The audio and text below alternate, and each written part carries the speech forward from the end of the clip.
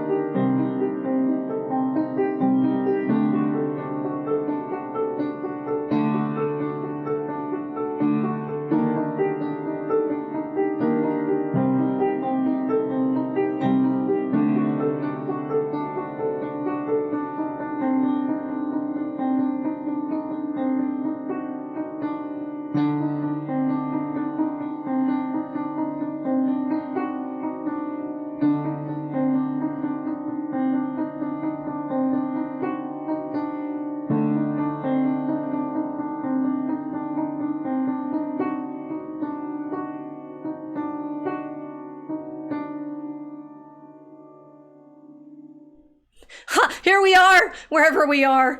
We're not really on the internet anymore. We're just in Telegram, which is our backup. I'm recording. That's good. What happened with unauthorized? We don't know yet. So, where are we? I said I'm back home. You can see. The to be continued is continuing. Oh my gosh, what just happened? I think all the internet got broken today. Yeah.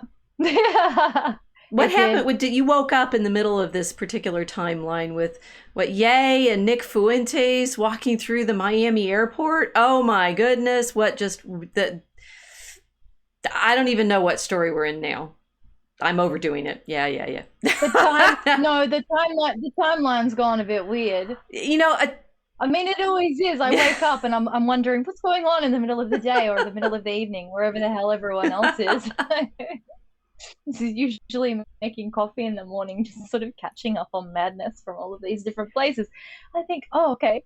I wake up, I make my coffee. What's going on today? Oh yeah, Kanye's at Mar-a-Lago. Right. Okay. Right. and saying, oh, we got caught in traffic and it was raining. And what do you think? What did Trump say when he said, I'm running for president? Not everybody. Everybody, even in our home turf of the Dragon Common Room chat, is necessarily impressed by these. Oh yes, and we have to add, of course, that Milo has now been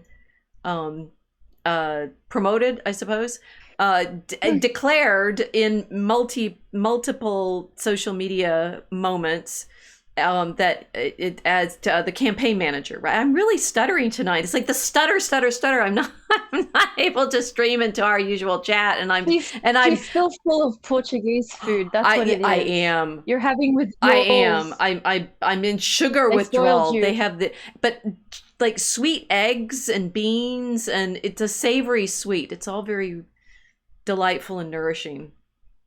And I don't know how to be back over here on this side of the Atlantic. Although I have a new fidget toy, which I'm hoping will help our stream tonight, but also help our streams in great, because I had this. I was at Mass, which we have some pictures tonight for the Mass at Fatima, where Our Lady appeared in 1917 for several months in a row on the 13th of each month. And at the end of the mass, I had my friend who took me there translating everything for me, and there's something that happens at the end, and everybody's rustling in their bags. She says they're blessing the object. The priest is going to bless objects that everybody brought, and I brought my rosary because of course Fatima is Our Lady of the Rosary, and so we now have special energy, special electric energy with my rosary, and though I'm just going to fiddle with the beads. We need it. Oh my gosh, do we need it? The frequencies are going mad. The frequencies are going. So it's actually Fatima, I will have to confess, was not in fact on my bucket list. I know, horrifying. Here I sit with Our Lady every week, every day, and I pray her hours every morning and such. But I have not, in my journey yet till now, been that interested in the modern apparitions. Why is that? How can you, as a devotee of Our Lady, ignore the apparition? Well, one, I think the thing that people do tend to remark on is she appears without her son in these images. So at Lourdes and La Salette and Lourdes and Fatima, and so she in the statues and images of her, she'll be just herself, just standing, and in both Lourdes and Fatima with the Rosary. Although I think it's Fatima that's Our Lady of the Rosary, because the children are praying the Rosary when they see her, but they don't recognize her for some time. She's sort of a lady that is just there, and I realized that actually that fit for me. There's the image that we've been using to pray on campus, although I was told later it's not Fatima, it's Lourdes, and they look alike to me because they're, again, she's in white and she's got a rosary and she doesn't have her son, so I get confused. But that I'm not good at recognizing her in that guise. I need her to have Christ with her to really think of it as Mary. That's one level. Okay. Well, I was just thinking she appeared in Egypt as well at Zaytun. Right. And she was there without our Lord. And when was that? When was that? Chronologically disabled. Oh, okay. Sometime in the 60s, I think. Modernity, just modernity. We can go with that. Okay. Yeah, exactly. At some point in modern time. And she appeared to massive crowds of people. Originally, they thought that there was a person who had climbed on top of the church who was trying to take their own life. And so people on the street started to scream, saying, "Lady, don't jump, come down." And then they realized she was hovering and it wasn't jumping. So more crowds assembled. Huge amount of Coptic Orthodox Christians, and also huge crowds of Muslims as well, who could see her. But again, without her son. Well, so it's interesting. Fatima is, of course, Muhammad's daughter. Is that right? Yes. So Our Lady appearing at Fatima in Portugal is talk about media moments, right? Pretty. It's like, which branding are we going for there? And to say, she's speaking to the little shepherds whose tombs are there in the basilica, about Russia, but at Fatima. I do rather think Our Lady knows how to troll. For sure. That's pretty for epic, sure. No, so but what I think I may have mentioned this before, but it's sort of necessary here that when she appears in these modern apparitions, she's doing it in this like electricity. It's light. It's the apparitions in the 19th century are very close to when the telegraph transforms our media experience, and the 1917. I mean, you're sort of in the peak of the radio coming into play, and in one of the images, in one of the apparitions, which I had to show my guides there, the images that we have at St. John Cantius, and I said, well, which one's which? Is this one? And I understand now. Lourdes has the blue sash, so you can know Lourdes by the sash. But we have another image that's an actual full statue at St. John Cantius, but it's not the usual praying hands that I've seen in more of the Fatima images. She's sort of going like this. She's kind of her power move. And indeed, my guide explained that's like beams came out of her hands. Okay. I'm thinking Our Lady ultralight is beams. showing us the media form in which we are now encountering the messages, the medium of the light that she has to appear in our current media format. Whereas in the Middle Ages, I mean, she appears more to the learned and the liturgically active and the, sort of trained in scriptural exegesis and meditation. Whereas in the more modern apparitions, she appears to the children and the peasants and the people in a different guise. Well,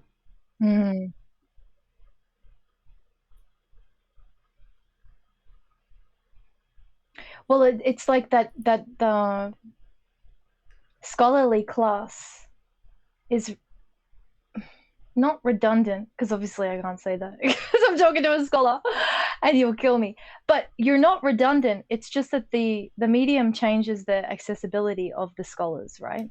So this is the argument where everyone talks about in institutional universities or academia being irrelevant now because we have the internet, yet that it's not a redundancy. It's just the medium for what was previously done has changed. We've left manuscript culture. Now we're in the electric, which means that the broadcasting of that meditative, mystical Christianity it's different. It's global. It's electric. So it makes sense that she's like, she would be appearing to children. Poor ultralight beams. And like scheduled too. She comes on the 13th of the month from May to October. So now this is, again, like I said, I hadn't had Fatima on my list, and it was amazing being there. It was like Our Lady said, you must come. So I'm going to get you invited to Portugal to give a talk about art. She got you there. And movies, like we were talking about last time. We got more thinking about this. It's like, what kind of media experience is it to be there, and what I learned there. So Our Lady says you need to be here, and I'm looking at it. One, it's architecturally hideous. Let's just say, particularly the modern stuff. Because it's needing to accommodate the crowds of people that come on to these feast days, the apparition days, and there is an older basilica, like an early 20th century basilica, which, again, we have some pictures later in the stream. You're gonna have to stick with us all the way to the end to get to this particular showing. The basilica is I guess 1920s, I'm guessing, right? It looks more classic. But then the more recent constructions are very brutalist architecture, or glass walls, or just a roof with glass walls.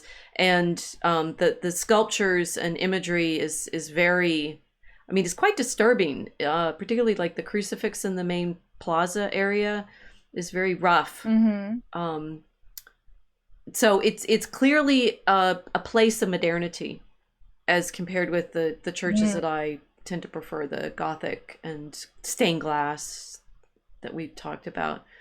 And the most sort of ugly thing visually about it, if you go there not on one of those feast days, is the entire space in front of the basilica. This sort of hill is basically asphalted over, although it's very soft asphalt. Why, you ask? have they covered this whole thing over? Well, it's because people kneel and then creep across the space, right, on their knees. So it's a penitential way now. And in the movie we saw at the conference, you can see the people, they put little pads on their knees and they creep. And I think it's still kind of hard on your knees, but it's like, how do you accommodate that number of people into this prayer space? It's a challenge for, I mean, the neighboring community, because there's like hotels and gift shops with all those statues, and then the space itself is basically open to the sky, but it will fill with people and candles once a month every year for the summer. Yeah, so it's a bit like a festival town, like Woodstock.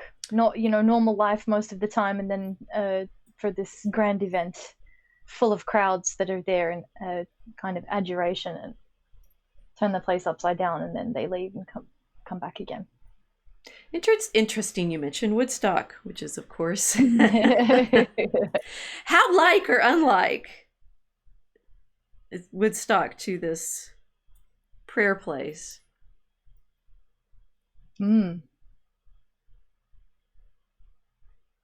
We're in these.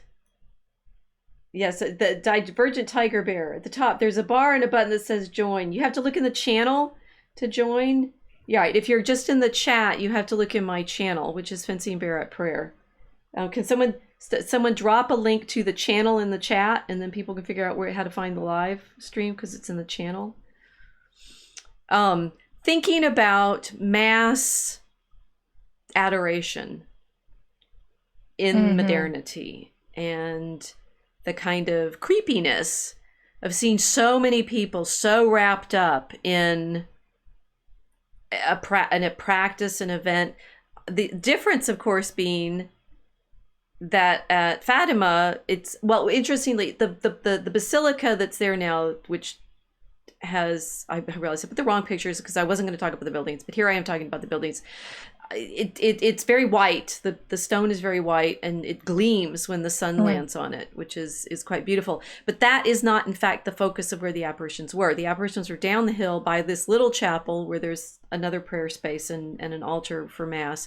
The chapel where the apparitions were is basically the size of a closet. It's tiny, and there's a tree next to it, and the apparition was not in the tree but by this little chapel. So it's like the focus is off, even in the built place where people come to pray. I suppose I also, and I think this is appropriate to our theme for tonight, I find these modern prayer places, it's like there are too many people, and it's the sort of thing that ends up easily ridiculed by certain of our friends on the internet.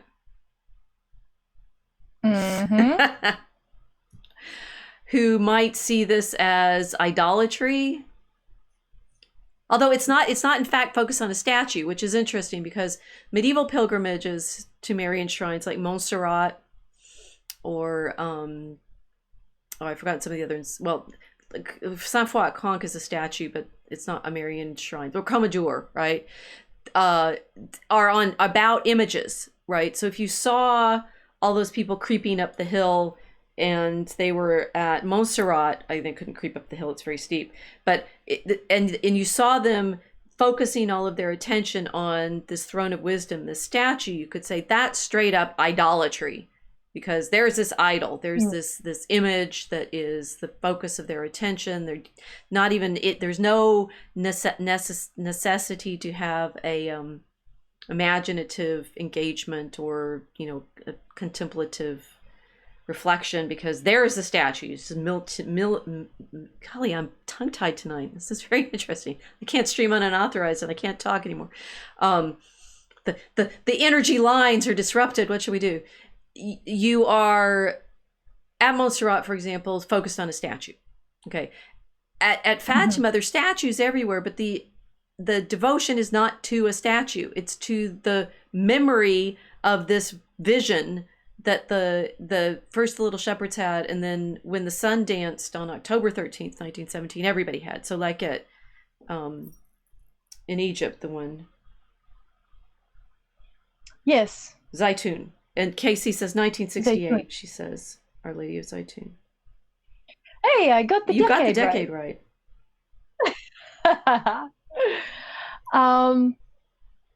Yeah, so basically it's a commemorative statue. It's not actually an idol, is what you're saying. Right. There's no so there's lots of imagery, and there's a building up there at the top, but that's not actually the focus of the creeping.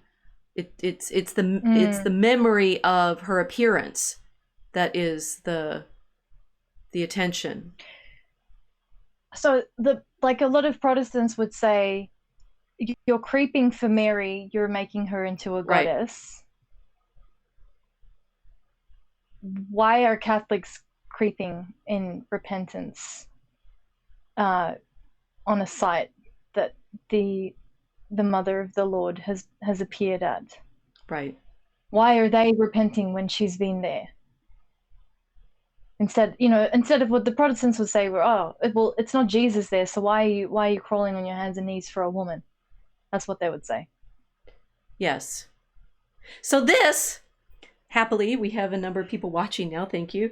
Divergent Tiger Bear, the slave girl veil I had, I got it from a belly dancer shop, and I got 4 of them in different colors because I knew that I was going to have to wear them regularly for about a year, and therefore, this also I think is apropos to our theme. At what point is this adoration, memorialization, prayer practice idolatrous, and at what point is it reverent and devotional, and how do we tell the difference, and what does that have to do with our current the current culture crisis that we're in? Well, I'll just go to our images because that always helps me focus. Interestingly, right? I need our images. So we have some interesting media transformations in our own little world of late. I've got 2 characters here on screen that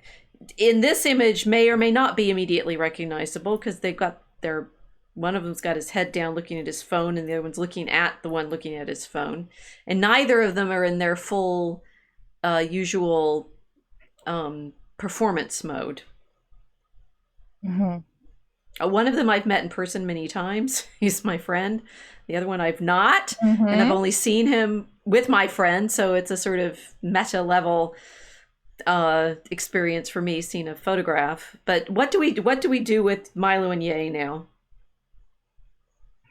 That Sound of Music song just popped into my head. What should we? Yes. What do we? A problem called Milo Ye. Yeah, basically. How do you solve a problem like Milo Ye? Wow. What do we do with this? Well, okay, so we wanted to carry on with just like we set it up. It's like there's a problem about what the third. Golly, I'm tongue tied tonight. The term. Someone give this woman a Portuguese custard tart for the love of God. I just need more wine. No, the thing is, I think I'm tongue tied because I feel cathected on this problem, and I'm nervous about it, which is interesting. And that you and we actually came up with the sort of problem when we finished the last stream, when we were thinking about fan art and what that means, and then saying, okay, but there's the devotion of wanting to make the art, and then there's the need or the it's not a psychosis, that's the wrong word, the misdirection, it's a kind of ecstasy. No. I think so. There's the positive and negative attention that we're worried about, and what do we do being obsessed or attentive to public figures like Milo and Ye? Because I mean, the big deal being Ye just went to Mar-a-Lago to talk with Donald Trump, and that there is the media environment that we are in enables this kind of presence. How's that? That works. Yeah, that works well. Well, it's like it's an especially striking thing because, excuse me, we're looking at 2 artists that are in politics. Yes, keep going. The two fields have bled into each other. There is no borders, no boundaries anymore. Instantly, this is a new thing in the world. Maybe. from my memory, I can't imagine a time where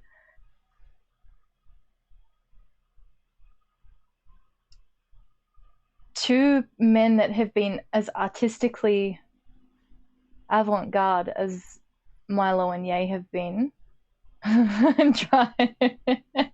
driving to the home of a former president to discuss political collaboration. It's quite weird. Yeah.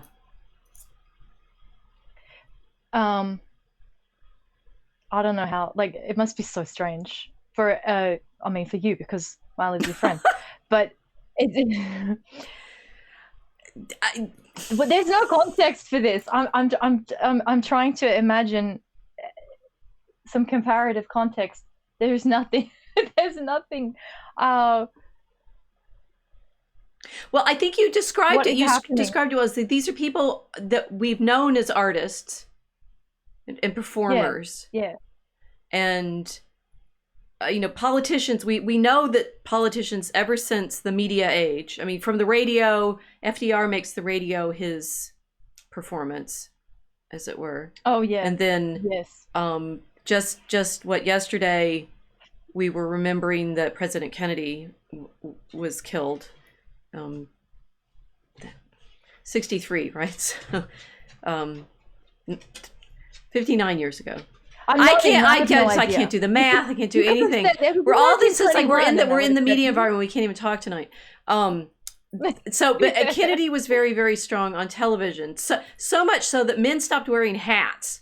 Right, the famous little trivia to after Kennedy didn't wear a hat, and so men stopped wearing hats, and it was directly tied up with the way Kennedy appeared on television, right? So we have our first real television president, and then Trump comes along. Of course, all of the news, all of the social media news says he's back on. He could be back. He could tweet again if he so chose, which is weird of itself. It's like why should, as everyone say, why should a billionaire Elon Musk get to say whether or not the president gets to make speeches? And that, again, is not new in media world, because at least in the United States, the media has in fact been, privately owned, if publicly licensed or something. That public-private thing has been a persistent issue in American culture. And we're in this sort of tongue-tied place of, okay, so Twitter is back open. Ye is tweeting. Milo is not tweeting yet.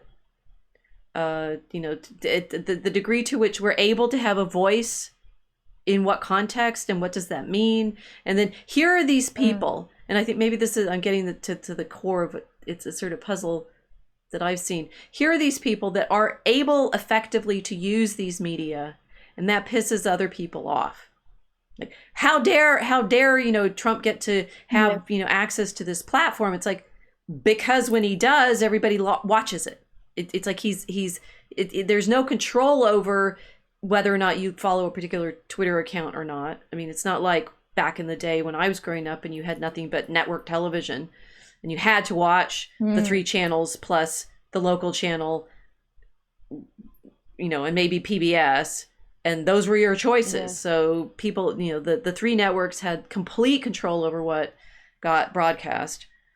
And now, if these artists are particularly effective at their performance, people watch and can at will because they're streaming. Hi, everyone. Oh, Divergent Tiger Bear says Ike was the first to use TV for his campaign, cartoon ads. Okay, fair. Right. So we're in this, this new moment, which everybody's still freaking out about, of the degree to which simply being effective in the media is either dangerous or qualifying.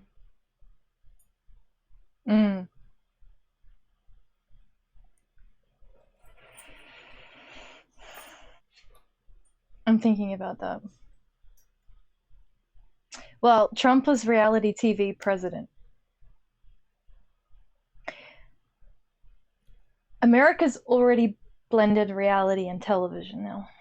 That's a thing. That's a very American thing. Then, of course, both become not really either reality or television.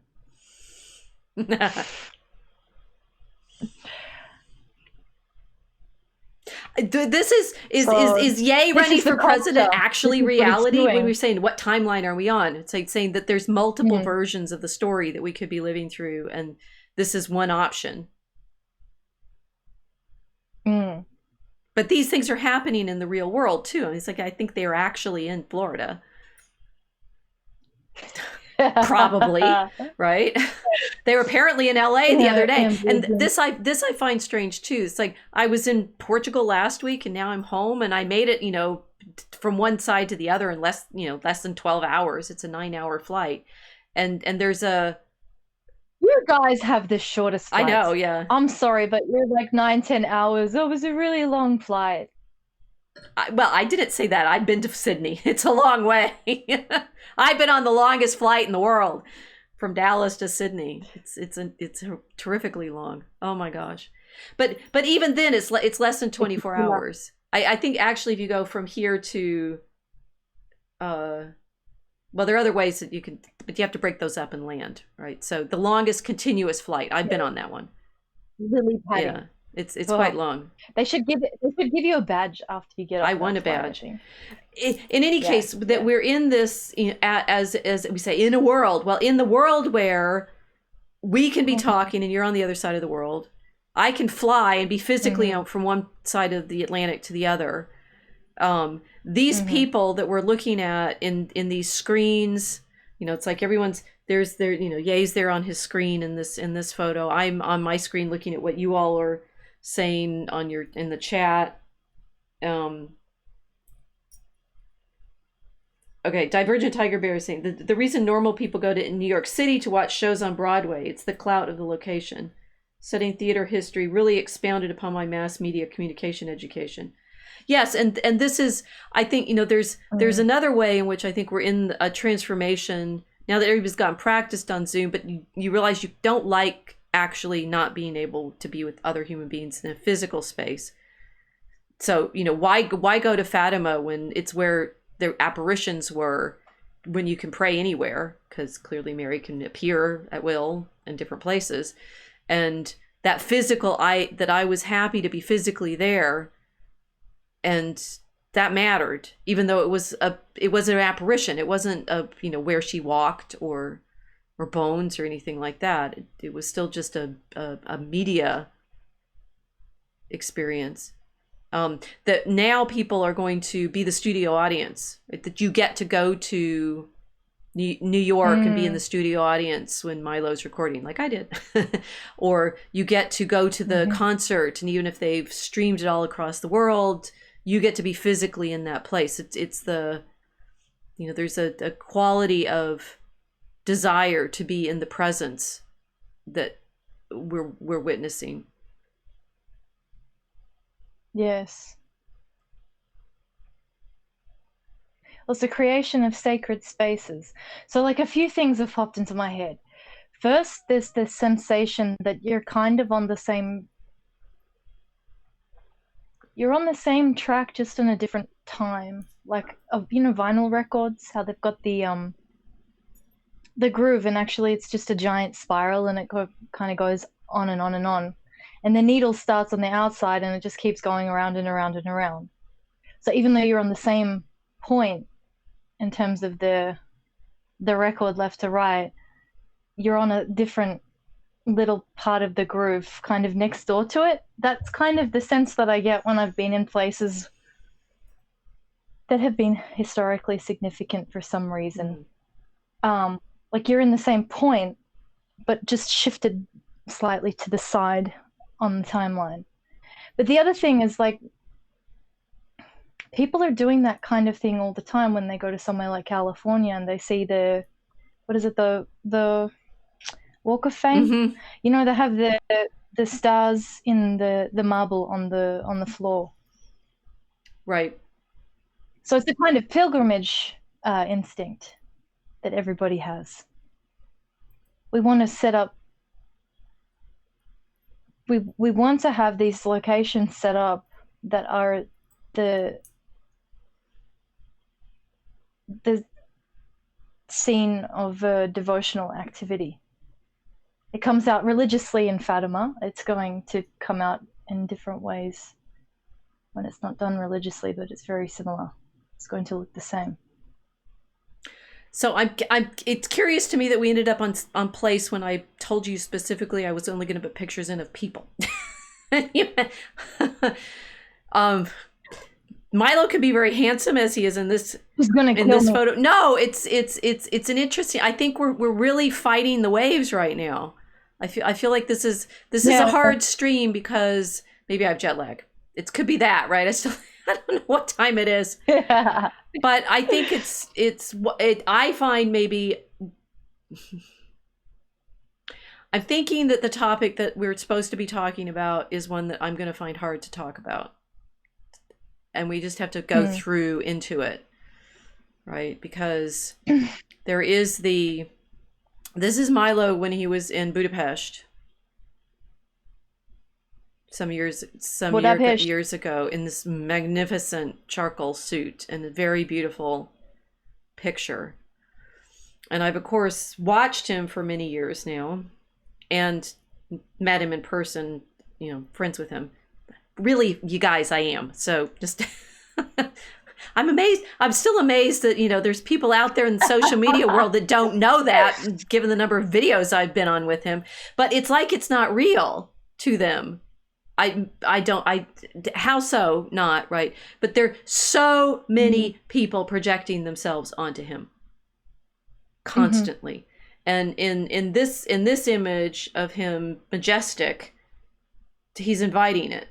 He's saying, I'm going to pose for the camera here and be that screen that you project your desires onto quite clearly. And what are we and this is our deep question. It's only taken us 48 minutes to get into it. No, wait, we started late.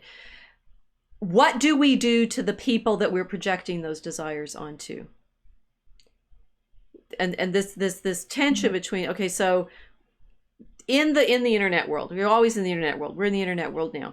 One of the things that I hear a lot about Mary is she can't possibly hear your prayers. She's only a human being. She's not divine. She's the mother of our Lord, but not divine. He's saying that she's been assumed into heaven as bodily there, therefore no physical relics on earth. That does not, or so the argument goes, that does not mean that she can respond to all of your prayers as a divinity or as God, right? A divinity implies there's multiple ones. So she cannot respond to our prayers because that would give her the capacity to be all places at all times. When you go to Fatima and you're praying to her, but you could pray to her anywhere. I pray to her every morning, in the sense of intercede for me, please, with your son. And yet we seem to do this projecting and praying onto people who are alive now, whose pictures we see online.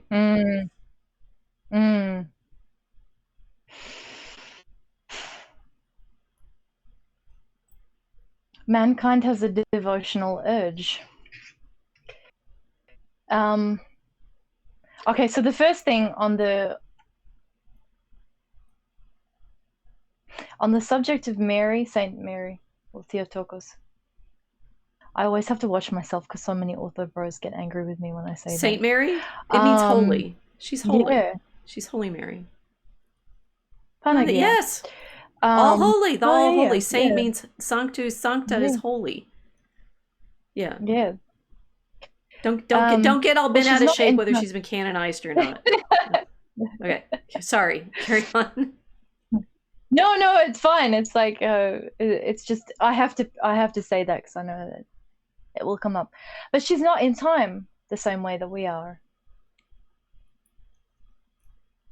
Right. But does that answer it, right? To say she's not in time, because then she could be out of time, but can she hear all of our prayers? Think about the hubbub of praying that happens at Fatima. I mean, even on the day I was there, which was simply a Friday, there were, I don't know, hundreds, thousands. I'm not sure how many people were there because the space is so vast. don't have it's inside outside. You don't really have a sense of exactly how many people are there. But when on the 13th of the month, it's full, and you could say, could a human being hear all of those prayers? Could a human being even assumed, resurrected and assumed into heaven, and therefore in heaven rather than on earth, in that holy of holies place, wherever that is, realm, hear all of our attention? Yeah, so it's like someone saying, "Oh, can a single person possibly read every single tweet they've been tagged in?" And worse, yes. Yeah, Or Milo, who, has his own social media presence even without Twitter, and being, bombarded daily by people simply wanting him to pay attention to them. Pay attention to me, pay attention to me, pay attention to me. And the feeling of, if you get his attention even momentarily, it being an event that you'll remember. I mean, think of if that you feel that way about Milo, what would that feel like for Our Lady to pay attention to you, or God? But then what are we doing to those people whom we have made? I mean, some people seem to feel sorry for Mary, saying, she was simply a human being, a woman, burdening her with all of that longing is cruel.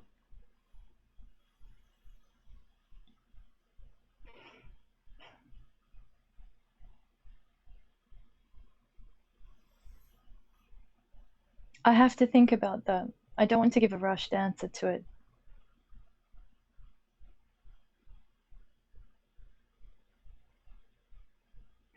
I mean, this is why she's venerated, though.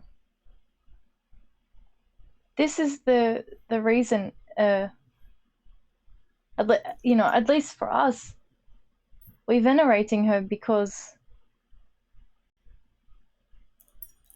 she gave everything to the Lord. It wasn't like a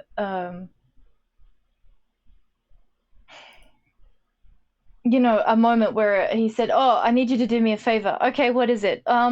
Just run this errand and go and give this message to someone, and then you're done. Her entire life was in the service of the God of Israel. Every single thing that she did. But and even so, what are we say? Imagine, okay, so the exercise is made helpful by saying, look, Milo is an individual, living human being. Yes. Upon whom millions of people at one point or another projected their attention, wanting him to pay attention back. And because he was very responsive in his social media, they, and you could say, it's like Trump tweeting, was he responding to people? I mean, that what we get in this social media environment is this ability for occasionally this person upon whom so many people are fixing their attention to return it, right? It comes back. They like your tweet. They retweet your comment. They comment on your comment. They, make a joke at your expense. Oh, that should be, you should be really happy by that point because they've really paid attention to you for a whole 30 seconds. It's just this interesting problem of who is imposing on whom and how. And all the people that are upset about Trump being back on Twitter are saying he'll hurt me, right? He'll be back in here and be able to say things. Oh yeah, okay. Oh, okay.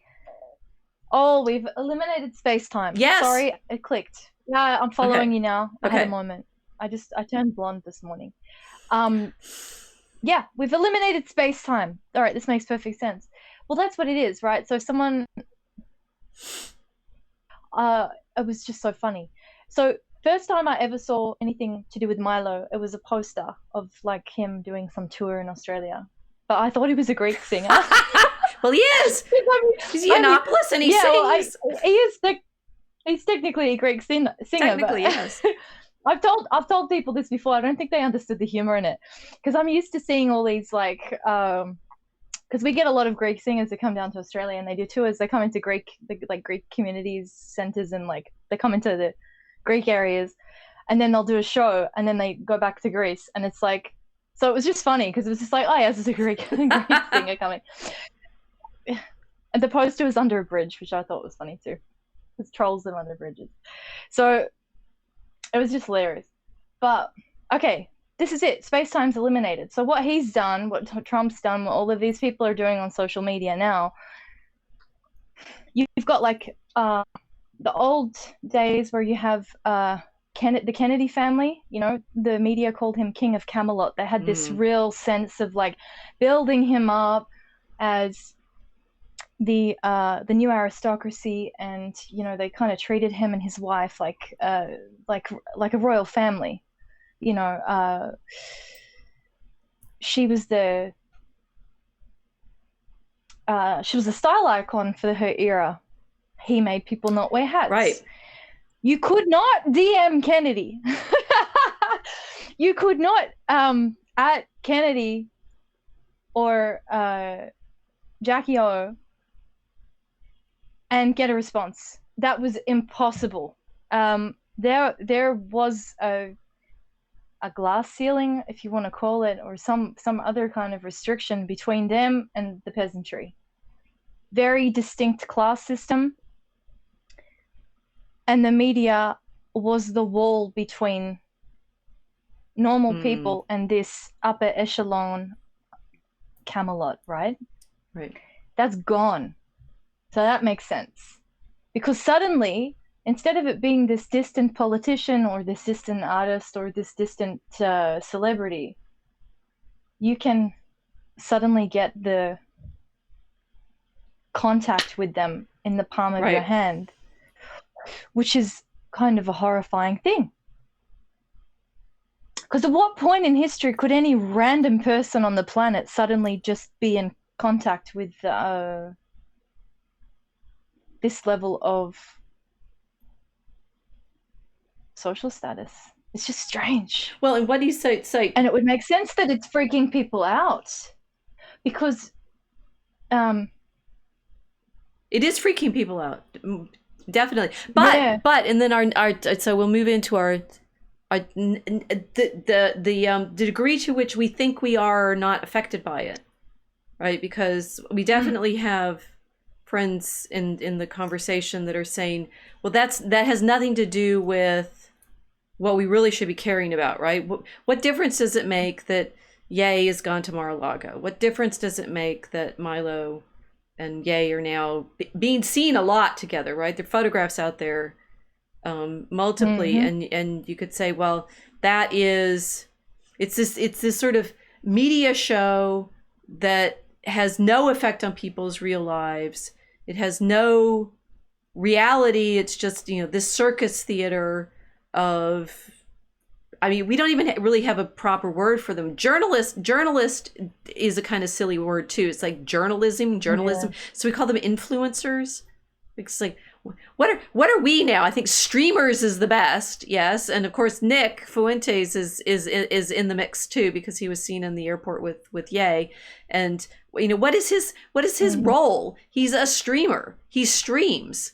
So we are in this. We're defined by this media that we're playing with or working with, and it can either seem, you know, completely therefore removed from our physical reality, or feel constantly as if it is the most important thing that we've ever encountered, because, oh, look, he tweeted back at me, which is obviously, you know, it's like not everybody finds it easy to have that kind of attention and then have it taken away. They can be quite upset by that. And the, you know, yeah, well, it's hard because it's a reverse gonzo journalism. You know, Hunter S. Thompson was always kind of going on these wild trips to do his journalism and everything. So it's like the media personality going into the story. But this is flipped. It's a very intense thing. One of my colleagues, he died the last year, so went to high school with Hunter S. Thompson. No, and I do have this feeling. It's like, okay, I'm actually friends with Milo, which I realize is more topical to this. It's like I've been to Fatima, and I'm actually friends with Milo, and I feel removed from both in this strange way, even though I've been in the place now and with the person. And you could say, at what point is it real and what point is it because it's like, and when I've thought about that, when you and I are streaming, we're out in that world, right? We're in although we have, as far as our live audience goes, a dedicated, seminar who are commenting for us very nicely tonight. Where is the reality in it? Where is the engagement? Where is the importance? As, for example, in Devil Wears Prada, when the devil character, whose name I forget, but it's Meryl Streep, is asking which belt, right? And the Anne Hathaway character laughs, and everybody turns and stares at her, and we get the delightfully wonderful speech about how that blue sweater you're wearing is a part of this entire economy that makes these two belts matter immensely. And you don't think you belong to it, but you do. Now, is that just the fashion world being full of itself, or is that, this is the tangle where I wanted us to get, right? It's the degree to which, does it matter that Milo and Ye were just seen at Mar-a-Lago or not? Does it matter that these people whom only in like real life, a very small number of people ever get to meet in person, who may or may not make actual decisions for us, which is another I hadn't thought of that, and we don't have slides for that. The complication of none of the people we can see are actually making any decisions. We get that, right? Because the actual power is always behind the scenes, which is the Meryl Streep character's point. Did anybody remember what her name is? Tell me if you remember. Her point being, you don't see us in this room with the clothing racks making these decisions about what we're going to put in the shoot. It's just going to be there in the shoot. But your life is directly affected by what we decide in this room. And then it becomes this, terribly difficult problem here's Ye with I think it's Pornhub stars. I'm not, a little unclear. I skim read that Rolling Stone article that I found this morning. I was looking for pictures and I found, oh yes, Ye before he made Jesus is King was a little bit addicted to pornography. Like daily. like according to Rolling Stone, inflicting upon his staff as a test of creativity. Can you take being shocked by this? Oh, what, like Balenciaga just tested everybody's creativity? Well, maybe. That's not actually next in our slides. We have Brittany next. Sorry. That just flew out. Fucking hypocrites.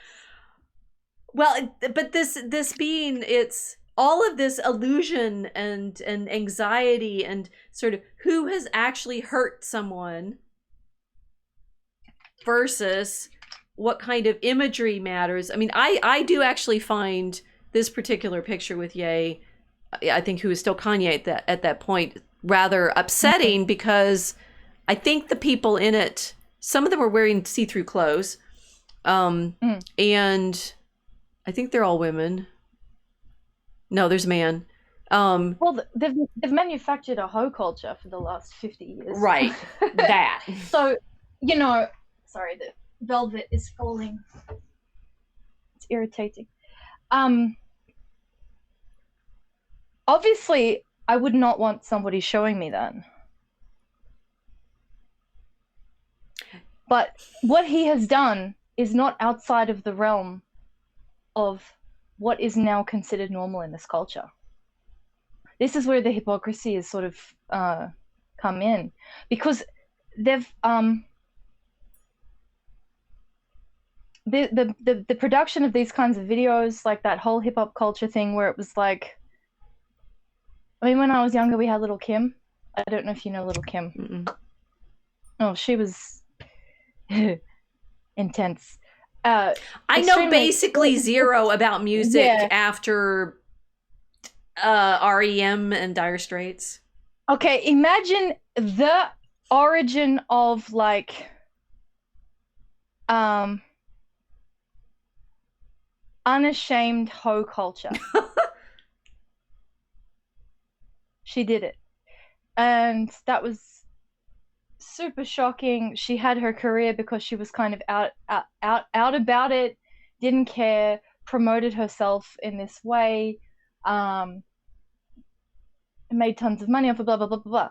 But it becomes normalized, and people have to increase it. It has to accelerate it, because it's become more and more normalized. What we, it's the slippery slope argument, but it's true. So what was considered to be pornographic, because Little Kim was pornographic, is now the norm in hip-hop culture. They have completely hoed femininity. It's just, you're whores now. So these women in these skimpy clothing with yay, that's normal. They look like prostitutes. Like American women and Americanized women, including people in my culture, now dress like prostitutes that work at strip clubs.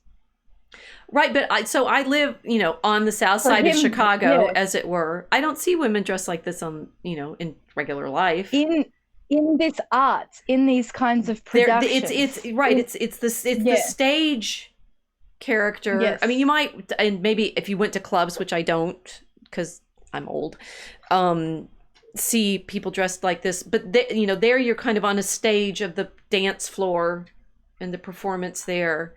But people are not wearing these clothes. I mean, I see school kids in the park where I walk my dog, and they're dressed like school kids, right? There's this illusion of. Since we've gone, maybe the title of this episode is Virgin or Whore. we figure it out. Yeah. We figure out the title of our episode halfway through, and then Mel does wonderful clips for us, and it makes us sound more coherent than we felt at the time. Yeah. That'll work with Brittany. We got her next. Sorry. Well, no, okay. So we have we've kind of, everything's knotted up really tight tonight. So we have this problem of devotion and the desire for the attention of the saint or God. We have this projection of ourselves onto these influencers who we want. We're saying they're influencers. We want them to influence us somehow, right? Celebrate. They're bright. That Divergent Tiger Bear says. Sorry, her character is named Miranda Priestley, which is very telling. That's a good name, right? She's priestly. So I'll go back a bit, right? She's making these priestly decisions of what people are able to wear. She's the high priest of fashion, and Miranda. Is the name, theatrically we'd know it as the daughter of Prospero in The Tempest, right? So she's the daughter of a sorcerer, of a magician. So daughter of magician priest makes these fashion decisions. That's a very well named character.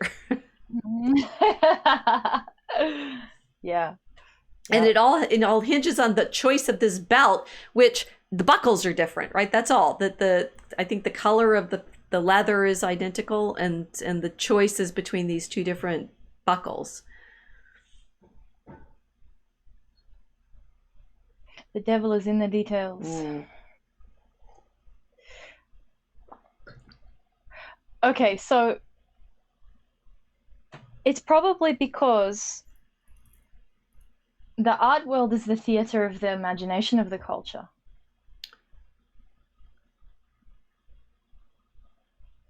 So that they're the directors of imagination. So even though the majority of normies may not be dressing like Little Kim, now the artists are dressing like Little Kim. The whole theater of imagination is reflecting that particular priestly decision. Yeah. That's nice. we're stumbling around, but the magic's still working. Maybe We're crawling on our knees towards the, the mystery that we were trying to access. Which is, yes, I mean, one of the criticisms of Fatima that some people I have heard make is it's very stage managed. I mean, it's like it's a stage set of the different prayer locations that have been set up, which, you know, you say the churches are stage managed typically. Fatima is more interactive in the sense that so many people come and they have to be there to do these practices, which you have been encouraged to do by the Miranda Priestleys of the church world. And I do think people find that unsettling because they don't want to feel like they're being stage managed. As the Anne Hathaway character, I don't remember her name either, help. Does, you know, in the course of the movie, she ends up being able to dress well and understanding the power of this performance.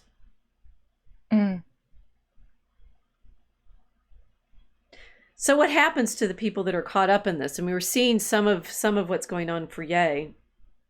I mean, I think what you said, it's like our Casey is saying girls in high school and middle school now wear micro mini dresses with stripper platform heels to school functions. That is not an exaggeration. Kilts is right. This has been normalized. I do admit that I've seen it when they're dressed up for the prom and they're in these very skimpy dresses. Absolutely. So when they're there to be seen, as it were, on stage, they're encouraged to dress like the women in this picture with Ye are. And then you know, the other question for Ye is whether or not he's able to break that cycle of needing the porn to be more and more extreme in order to feel creative, which came out in the Rolling Stone article that, you know, he'd show people pictures of his wife and, you know, hardcore porn and stuff like that, and say they report in the. I mean, we could go off on another tangent about why Rolling Stone ran that article right now, but because clearly, as they're reporting it, this kind of thing was going on for a very long time in the fashion industry with his shoes and saying you want to be able to make love to my shoes, and that's not the verb he used. And nobody was complaining about it when they were making lots of money for him selling those shoes with their brand on them. But that he felt that he had to have porn playing in the background in order to feel stimulated and creative. Libido economy. Well, men work on their libido. Makes sense. It's just perverted. What did he say? Would it amuse you to amuse me? Right. Yeah. So this, like, pornographic satanic iconography is just a very distorted way of doing this. Whereas if we're looking devotionally at the icons of the saints, we want to emulate them, and having the reminder that whatever they've done is possible for us, with the exception of the Theotokos, because no one is going to be Mary. But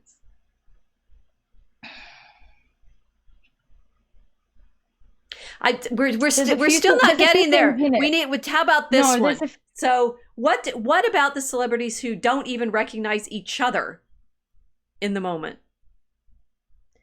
I think we actually have been given all the right images. What are we playing now? I haven't seen the image. We've got Brittany and someone who did not recognize her when this photo was taken.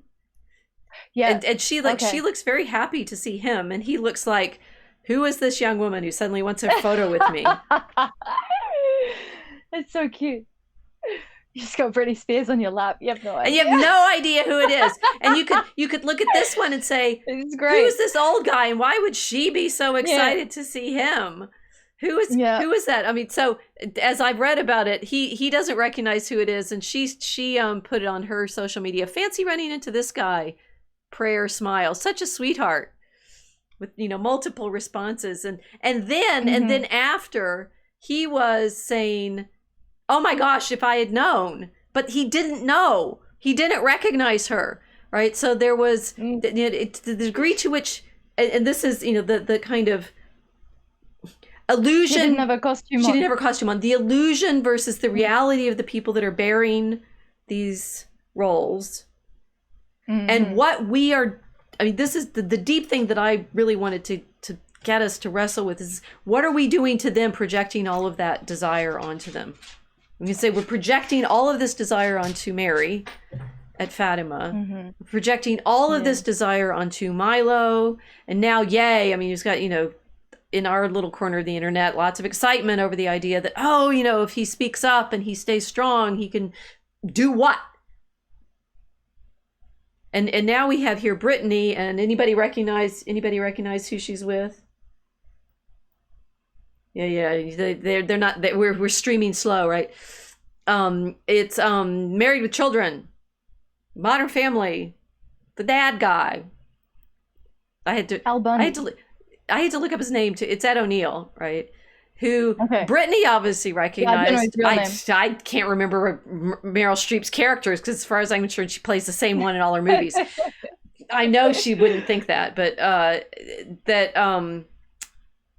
she recognized him, but he didn't recognize her. And so there's this like detachment of your role from your actual human reality, which is exploited constantly in all of the, stars caught without their makeup subgenre of, here we are, we're fascinated by them, but we want to know that they're real people, but we don't want them to be real people, except we do want them to be real people. So what are they when they're stars?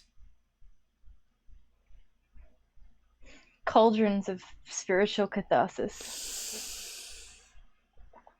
We're gonna have to make a clip of just your words, and it's like Rachel babbles, and there's a rock. I need you to talk. Then I take the Polaroid. It's official. Click. That's what. Right. So here's another way that we've seen Brittany. Also posted on her social media, she's wearing a little black number and it's got her legs wide apart. And some people, very interestingly, people behind her in masks, but not like. Yes.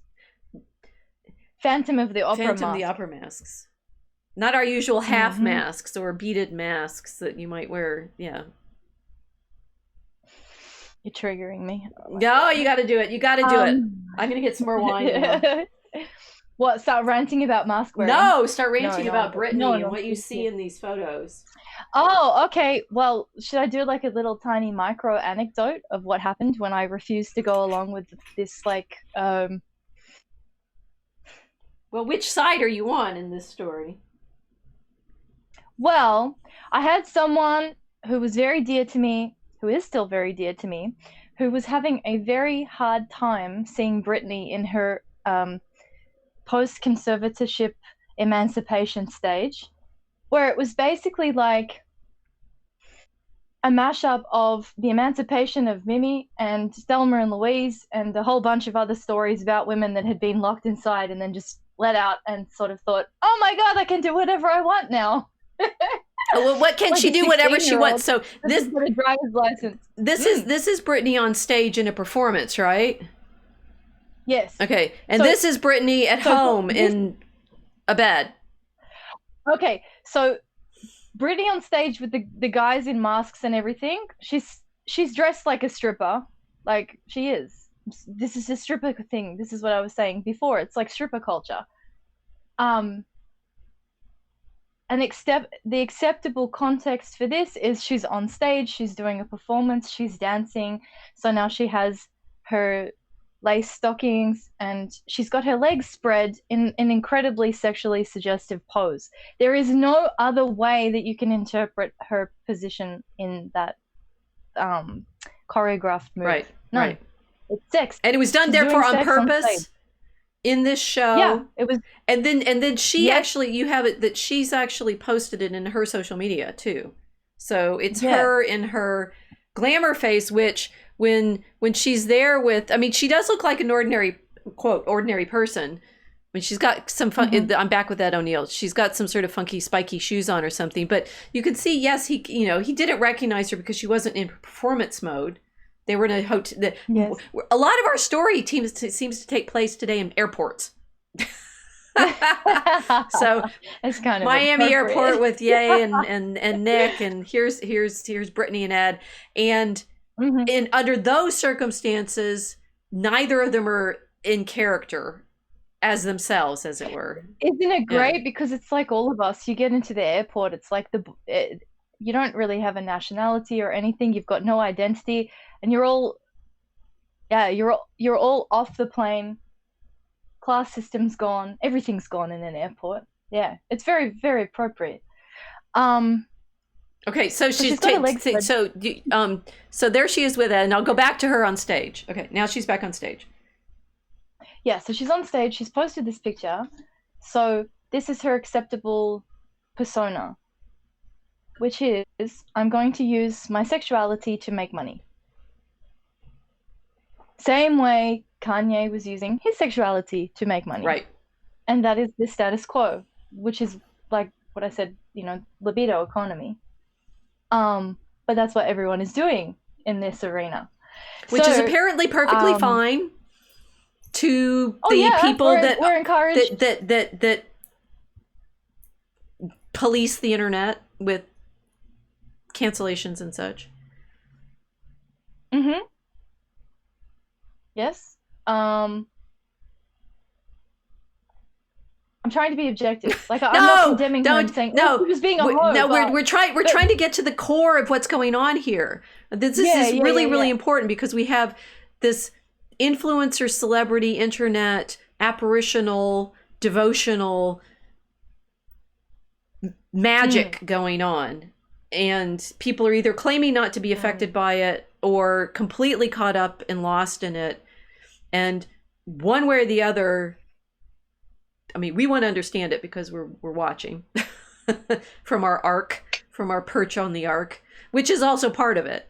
Voyeurs, but also part of it. I'm friends with Milo. I'm really, honestly, truly friends with Milo. So that's not just well, this is why it's weird to talk about. Like, people have to understand. Also, I'm sitting with a woman who's friends with Milo. Like, you're my friend, right? So it's like, let's talk about my friend. It's awkward. It is awkward. It's very awkward. This is the most I've talked about it in this fashion ever. Yeah. Right. You all know I blogged about him a lot. And, you've seen me on camera with him, so you can tell that we're friends. But there's this new kind of significance to all of these relationships, sparked this past week by Milo's meeting with Ye's meeting with Trump, probably Nick's meeting with Ye, definitely, because we saw that, and probably with Trump too. And it's like, the conjunctions of how all happened, and we're all I don't know, is it a leveling? I mean, one of the things that I saw in some of the videos of Ye's, he's talking about wanting to make sure that everybody has these $20 shirts, right? I'm going to make fashion for everybody, so everybody can wear nice clothes, although they're very plain. They're very monastic in their plainness, but and yet the entire culture is around fashion and glamour and expensive ornament. And go back to your personal response to Brittany. Oh, okay. So Brittany's legs are spread. So she's exploiting, or she's being exploited, I should also add. But there is an exploitation aspect to this, where she's using her sexuality to make money. She's using her sexuality to make other people lots of money. And everybody is willing and enthusiastic to pay to see her doing this. Right. In that context, on that stage. Come forward. Emancipation of Britney Spears, where she's giving it away for free. Suddenly, people are losing their minds. That's yes. Now she's got a little heart on her butt. She's got her clothes off on her Instagram. She's going crazy. Look at this. And my darling friend, who kept sending me messages about this, couldn't understand why I didn't care. that you were not that you were not bothered by her. I mean, I am actually bothered by it because it's so clear that it was clear to me. Maybe I don't understand because I don't know Brittany, and I hadn't. Milo's the only one of these characters. These they are characters in some ways. He's the only one of these the people we're talking about that I've been friends with and I've known for a while. Yay, I hadn't. I knew of him, as we've talked about, because of Jonathan Pageau's videos, but I hadn't listened to any of his music. I didn't have any backstory on him. So I have no backstory. I think that's it. I had no backstory. And I don't really have much backstory on Brittany, except for that Milo was very much, you know, supportive of her when she was trying to get away from her handlers, which is another element of the backstory of all of these. Like, Ye is in our attention right now because of what he said about the handlers. Yeah. Yes. Well, I'm not saying that I didn't care about public nudity, but in my mind, I was wondering why I should care about her nudity on Instagram post-Emancipation versus her similar nudity on stage prior to her conservatorship being dissolved. I couldn't understand why this person was so upset by the images that would have been posted in magazines previously. You know, it's like all of these women that had started their movie careers or music careers by doing a Playboy, for example, or, you know, Ghani's ex-wife who leaked the tape. No one cares. But it was Brittany specifically choosing to post herself nude on Instagram that was it was like, this is it. This is the final straw. I thought, why is this the thing that's bothering you? And I was talking to you about it because it was quite upsetting to me. I'm thinking, I can't relate to this. I don't know why you care so much. And then it kind of dawned on me. I'm like, oh, this is somebody who's invested in this particular celebrity. But also, it's the shock of seeing them out of context. It's the shock of seeing this person. I mean, I could put it like this, giving it away for free. But this is the core of what we wanted to get. There's something. I mean, this is to me a shocking picture. She's beautiful, right? She's amazingly fit, but I really don't. I don't like seeing this much of her, even with the little sticker on her butt. And I'm listening to you wondering, why am I, because you're right. She is, okay, now this, like, she's actually willingly doing this, apparently for no, you know, she's not being coerced by her producer, her manager, her handler to do this performance. Nobody is making, as far as I know, nobody's making any profit off of this exploitation of her. So she is actually doing what everybody claims the sex workers and the actresses. The thing is, what the other thing I wanted to get to deeply was, this came up in a discussion about this movie that we saw at the conference, which I now don't remember whether we talked about it last time, but we saw a movie that was showing, among other things, the prayer practice at Fatima, but also members of the filmmaker's own family, including his wife, who's pregnant, so fairly, you know, naked in the imagery. It's like you could see her belly, and it felt intrusive. And we talked about that afterwards. It's like, what were you doing, showing us so much of your own family? And then, and very, very smart man, Joaquin Sapino, saying, I used to work in Hollywood and they did this all the time, with the pretense that there was no cameras. Right. It's like that, right. And I think I hadn't told you that yet. So this is where I've been trying to get us, right? With the pretense that puppet master. Yeah, you've been puppet mastered. That whatever's going on in the soft porn or hardcore porn scene is really, and you as voyeur are really there, but they don't know you're there, and and they don't know the camera people are there. Like, they're, what it must take to do that. You know, those the people that are in the picture with Kanye here, right? If they're actually porn stars, I don't remember, but it was in the Rolling Stone article where they were, you know, fainting couch over the way in which he used porn. They're making it. They wanted him in their shoe ads to sell shoes that people would want to wear to, you know, have sex. And he's saying, I want you to make a shoe that people want to have sex in with. Yeah. And then Rolling Stone, how dare they, pretends to be shocked now because what he's done is said, I'm calling you on the fourth wall. Mm-hmm. I'm calling you on that fourth wall that you have used to make me perform in the way that you want me to do so that I can be useful to you in this. And then we have to still fill in the blank on that, right? It's like, what are they doing? Mm-hmm.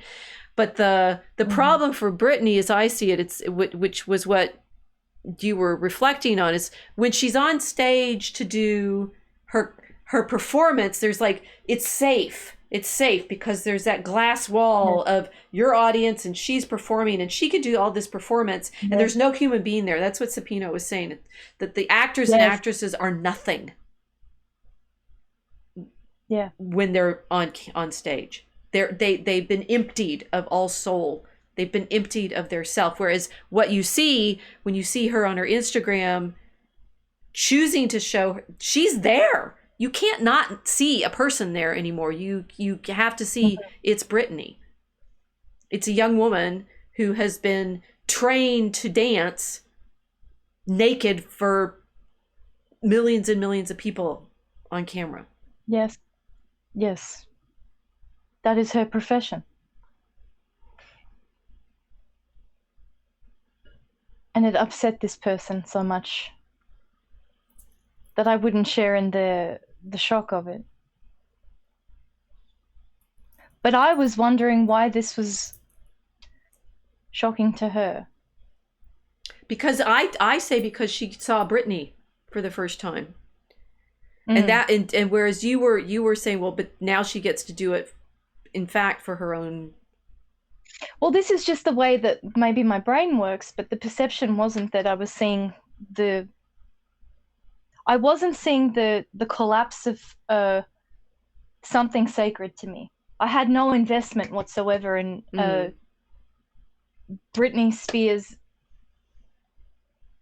the corporate entity. None.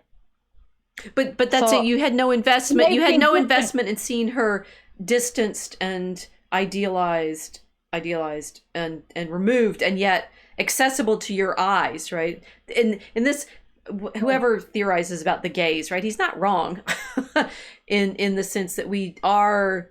I mean, human beings are very, very visual.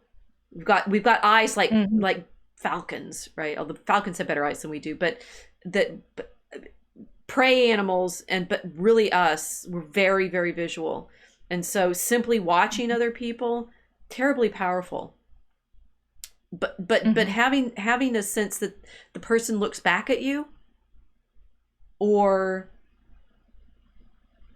is aware of your looking or has a soul, I think is Milo always go back to if we went back to that beautiful shot of him in Hungary, he's wearing the sunglasses, which creates that it's a mask face, it's an all face when he wears the glasses. Yeah, he's wearing the two-way mirror again. What then are you seeing? He's pretty conscious of this, if you haven't noticed. I had a feeling. It would be the two-way mirror, so you're looking at him, but you're looking at yourself looking at him. Right. He's making you have to acknowledge it. You want to look at me, but you can see yourself looking at me. So Casey is saying, I think Kilts' friend was shocked by the intimacy of the Britney photo. The fact that it's just her in her own bedroom. Well, somebody took the photo. Or maybe, I mean, she has herself set up so that she can do dances that show up on her Instagram. And it's not clear to me whether there's anybody else there when she's doing that. But it might make her feel like a peeping Tom. Well, you should feel like a peeping Tom when she's on stage doing this. Yes. So why is it okay, and I'm not arguing with Casey, why is it okay to go see, the dancers do? I was very disturbed by I think All That Jazz came out when I was in college, and they did the whole thing is about death, right? But it's also about Bob Fosse's jazz routines. We do jazz hands, and some of the dances. I mean, one of them in this like this orgy kind of. They're in leotards and white, and it's very sexual. And of course, the dancers do this incredibly vigorous thing, and then they're showing it to the producers, I think, for the show. And when they finish, they're just panting and hopeful that the producers will like the dance. But you've just seen them do this sex scene, and it's you're there in the film theater, getting to watch it. Those people are somewhere else. You've never met them. They're away in the filming room. That you have no sense that those are actual people, because they're not. By the time you see them, they're reflections on the silver screen. But you are watching human beings simulate sex. Yes. How different are we from? I mean, I don't see how Rolling Stone could get away with getting shocked that Kanye was using porn in that way. It's literally the driving force of most of these industries.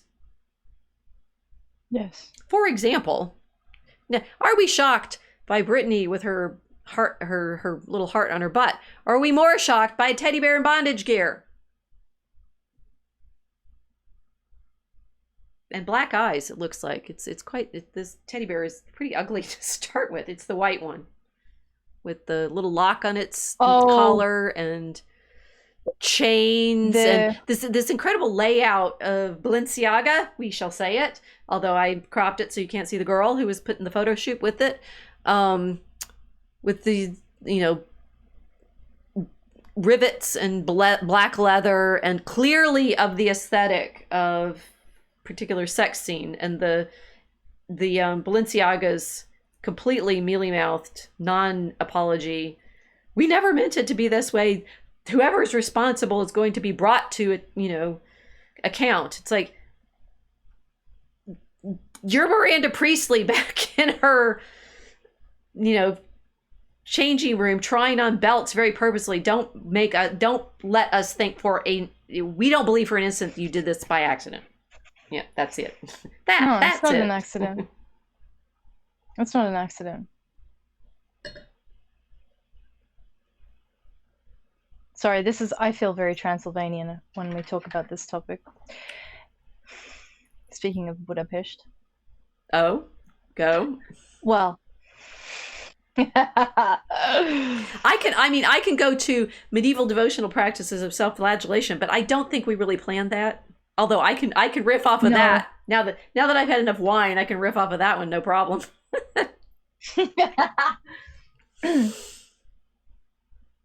What business does anybody have it putting children in bondage? And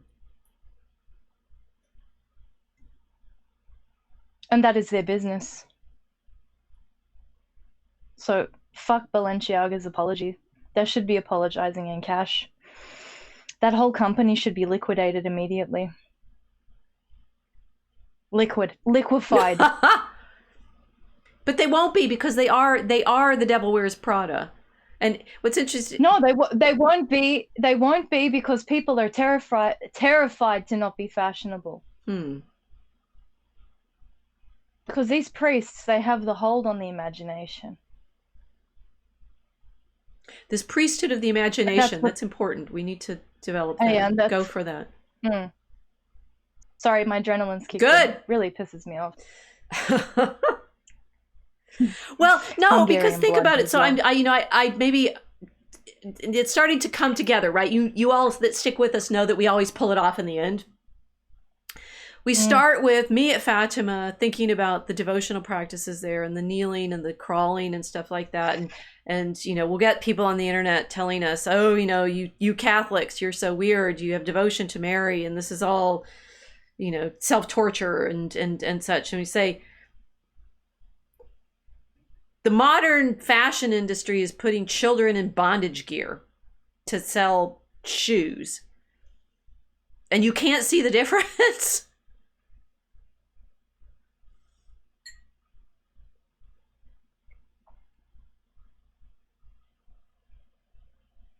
Literally shoes. So Ye has gotten in sort of trouble. Here he is in Balenciaga boots. Which make him look like a child because they're rather oversized.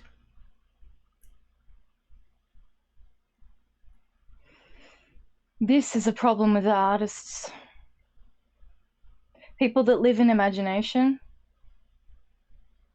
that refuse to accept that there are lines which should never be crossed, that there are taboos which should never be crossed.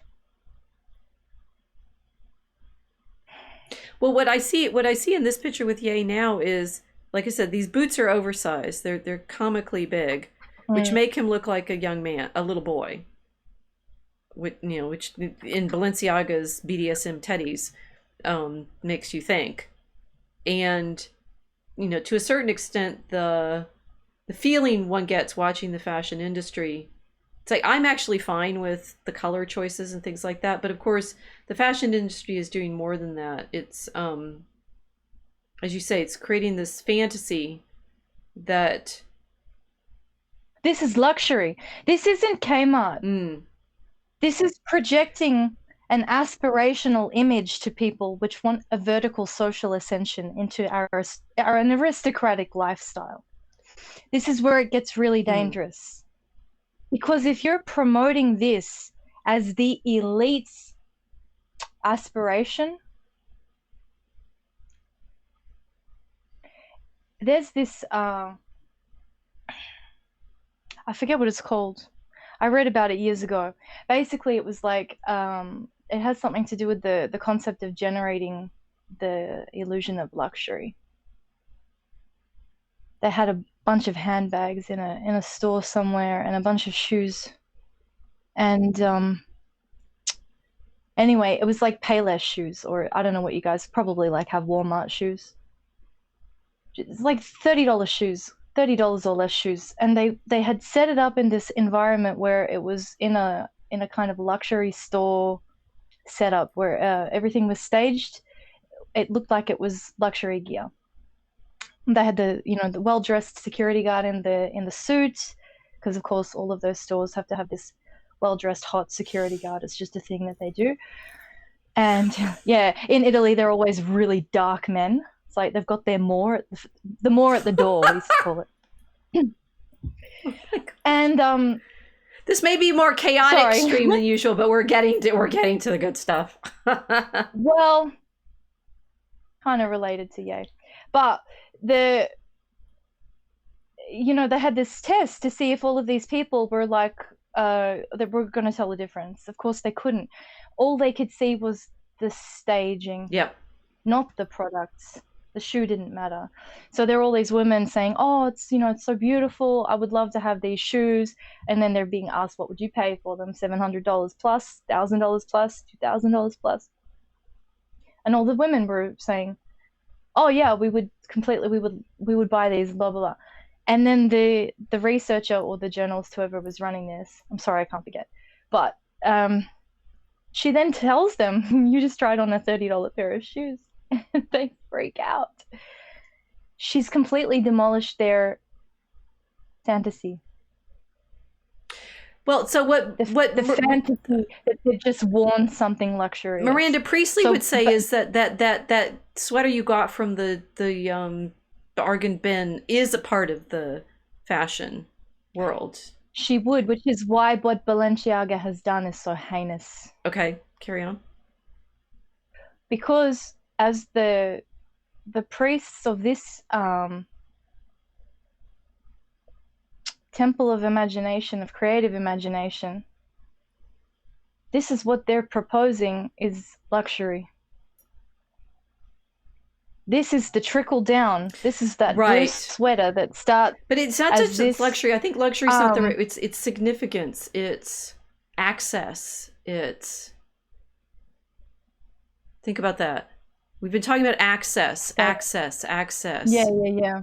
You have this. I mean, that's why. Okay, that's why they want Ye selling their shoes, right? Because if he has, they want the more at the door. Well, the more at the door, but they have his brand on them. Brand is access to Ye. Brand is access to Brittany.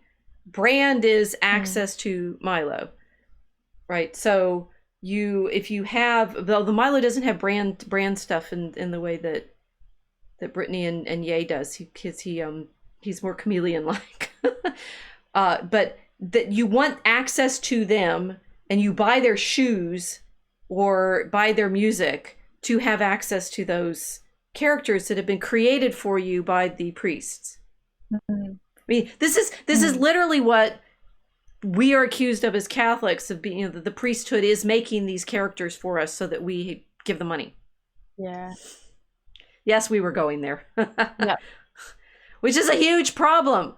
It's like the devotion, all of those people that go to Fatima, and I was saying to my friends that took me there, I love all those little statue shops all around the shrine, because everybody who goes there, it's like going to the Kmart or the Walmart and wanting Yeezy shoes. The style of Yeezy shoes, but maybe less expensive ones, right? So you want your own statue of Mary to take home with you, and all of the gift shops around will help you do that. I mean, there are multiple like identical statues in different sizes. So you can, as someone who's been to Fatima and want to pray with Our Lady, get one of those little statues and take it home, and it's there with you. It's like you've brought the presence into your home and you have access. They're selling access.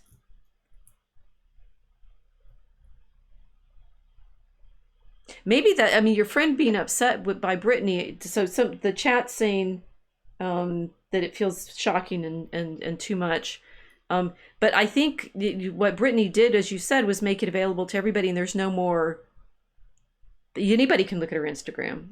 Well, there's no more VIP. Yeah. Right. There's no more VIP. Like with the show, you go, you buy the tickets, so you've got that as a kind of memento. But you've got the memento of having the tickets, so it's like, okay, I got the tickets, and then you get the merch, and then you get to meet the person afterwards, and it's like it becomes this whole thing of like, you're in it for the experience, but also for the relics or the tokens of the experience that you get to show off later on. Or you'll see some people that wear a band T-shirt from a show they saw like 40 years ago, and these things, they have enormous weight because it's like, oh, you were there at that time. Oh my god. Look, half of me, like the idealistic side of my brain, is saying it's like creating a memento of time for you to carry with you. Me playing with my blessed beads now, right? I was there. Yeah, but that makes it real. It makes it personal to you. Fatima now for you is not just this famous Catholic place and time. Fatima now is part of your personal story. Right. It's become a part of your personal history. It's on the wall of your personal history. So the beautiful way of looking at people having the ticket stubs and the merch and whatever, it's like seeing this person is now part of the wall of my personal history. I got to see this person who I admire for this reason, or whatever it is. You're carrying some kind of evidence of it. But okay, so now you're making it a good thing, and we're still in the bad thing part. No, I'm seeing both at the same time. So there's a problem, because to what degree is Ye actually at all important, right? And that there's we talked about him 2 episodes ago, and saying Tucker Carlson or Piers Morgan or something to him, oh, you're a genius or this or that, and some part of me is still worried. It's like the degree to which he was created. I mean, I think Brittany is talented. He's definitely talented, but the sort of illusion masters, the priests, also help in creating the degree to which Yeezy as a brand will be useful to Adidas. And then they're worried now that he's not useful to them, so they take it all away. Yeah. And then we're back to the artists who are human beings like us, able to create music or images or, I mean, architecture or something like that. And the, I have my next picture is Ye at a fashion show, and there's a lot of elements in this photograph that I want us to pay attention to. But here we're looking at him. This is the last moment he had before he showed off those t-shirts, I think. So Okay.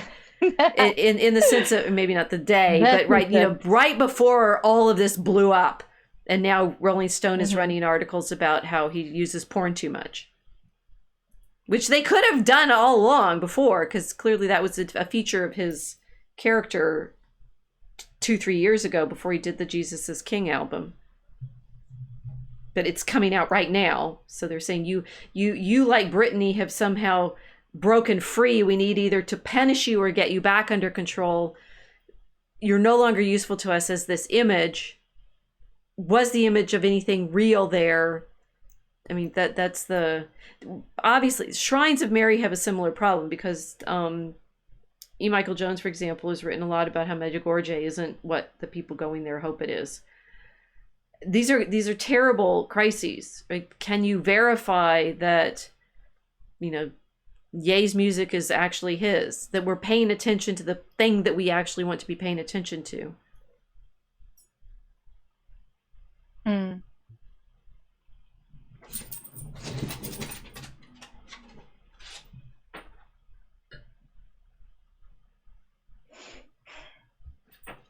Well,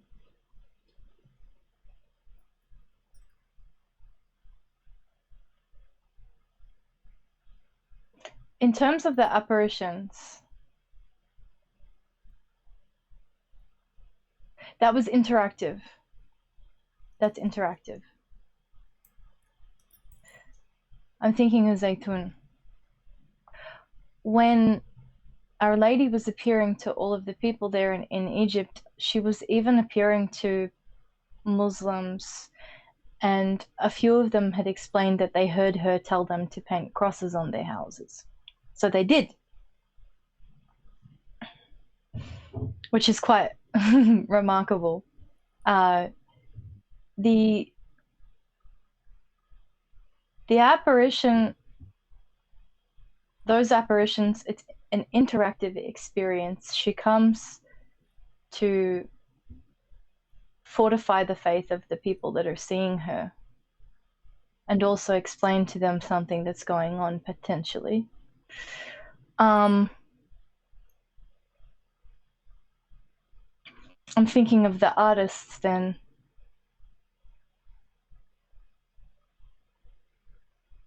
What Ye did, he changed gears from using sexuality to make money to using his creative gifts to praise God, which is something that was not good for branding.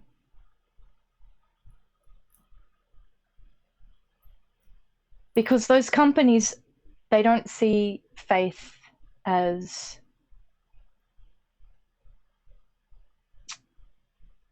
something they can sell. It's not fashionable. The companies themselves can't sell that. He's redirecting the attention of his audience from that mode of gaining the relics or the mementos of interaction with him, to suddenly saying, no, now we're all in that mission together. It's not a show. Remember you said it last week. It's a mission, not a show.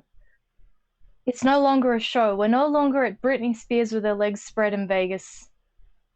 We're now all in this together. This is now the point at which the audience and the performer are directing their attention to a different source, different place.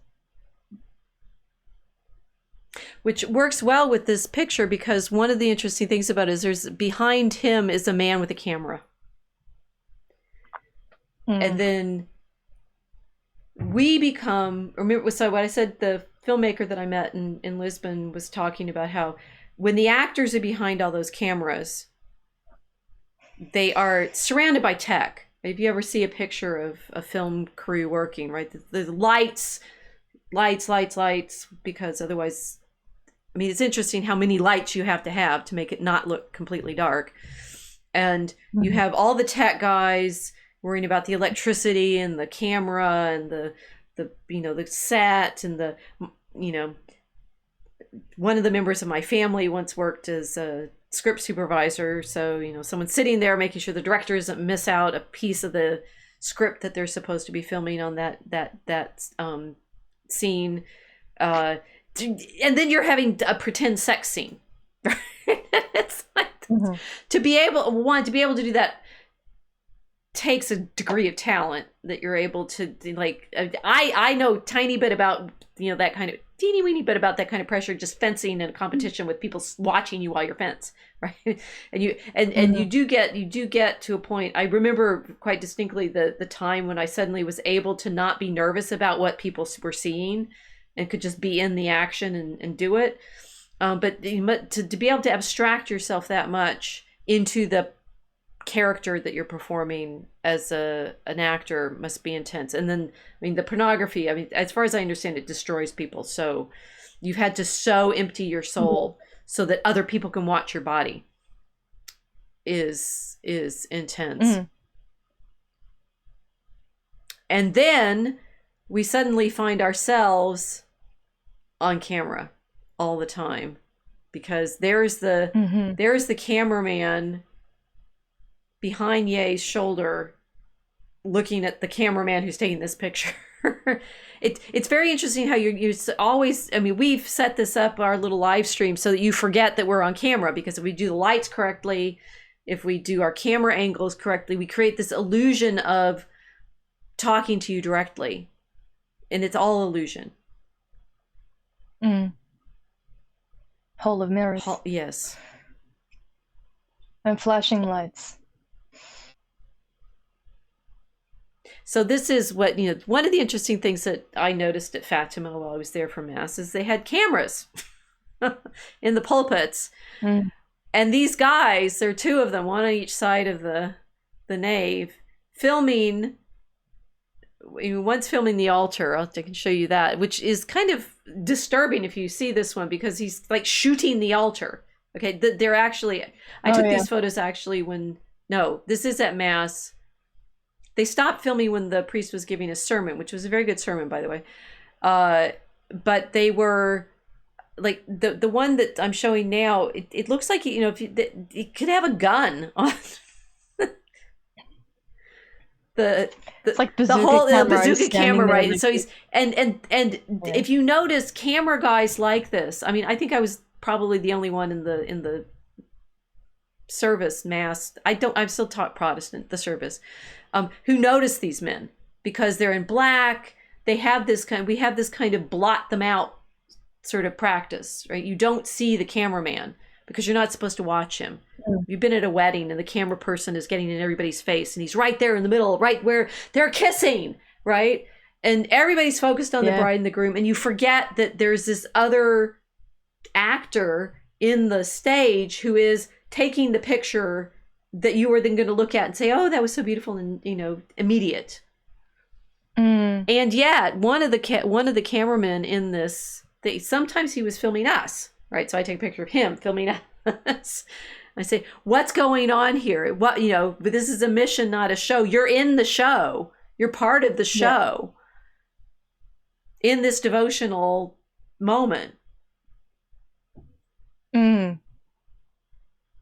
So, well, that explains why people freak out when they're potentially able to be contacted by all of these big people on Twitter or on the other social media. It's like, oh my God, I can see the cameraman. Oh shit, he's adding me, or like I don't think they see the cameraman. I think the camera is still somehow outside of people's awareness. They have the illusion of audience, and then the performer. Distinction has dissolved. Right. It's dissolved. And then you're on stage with them. It's like, haha, surprise! You think, what? I wasn't prepared for this. It's like the whole world suddenly entered a reality television show. This is why, oh, no. in fact, so I have actually also met Nick Fuentes, and I talked to him directly about streaming and, sort of McLuhan moment about what that meant. And one, he was definitely smart enough to understand what I was saying very quickly. And two, realizing that all of us are in this stream now. I mean, our ark is sailing around and looking at things, but we are not. Maybe this is my. I don't get to just be on this stream talking to you. I'm friends with Milo. I've met Nick. I have aspirations to meet other people. That would be cool. And the degree to which they're out there and we're here. And then yet the problem of, I don't want to, have that sensation of being, answerable to absolutely everybody who watches our streams. And you can think, we can be because we have a small audience so far, very intimate. But, niche. What niche? Boutique. A boutique audience. We love you all very much. Thank you for watching. Talitha Kuum says, "What do you mean you're not talking to us directly?" Aha, see the illusion. But the what do you do when you've got the level of attention that someone like Brittany or someone like Ye or someone like Milo is being thrown at you? It's like, never mind. We've gone back to this before. It's like, this is this devotional problem that particularly Protestants like saying, you can't throw that at Mary. One, she can't take it because she's not divine, and two, she won't respond. Well, she took God's attention. Well, she got God's attention. She got God's attention. Which is she had his attention exclusively for how many, Oh, indeed she did, and now she gets to stand under his cross. So here's the priest giving his sermon, which I realized I really should have taken notes off of, but it was in Portuguese, and my friend was translating for me. Oh golly, I should remember even what the lesson was on. And he's standing under the most perfect representation of the brazen serpent I think I've ever seen, because the cross is ludicrously tall, right? So Christ lifted up for us, with Mary in the guise of Our Lady of Fatima underneath it. So they're kind of incongruous because the two statues don't really go together very well. But are we looking at him speaking, or are we looking at these devotional images that are, and they're kind of to the side of the altar, so it's not really even the center line of the building. When we are looking at Christ or Our Lady, how like or unlike looking at Ye or Brittany is this practice? I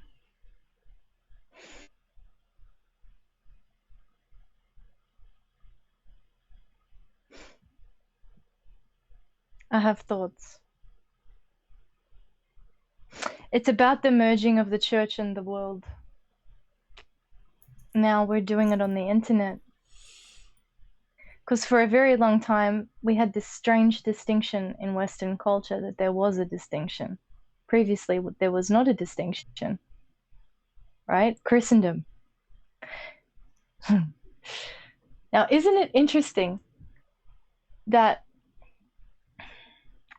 one of the world's most famous men makes an album about the Lord, and now he's pivoting his entire existence into what he has announced as a Christian mission?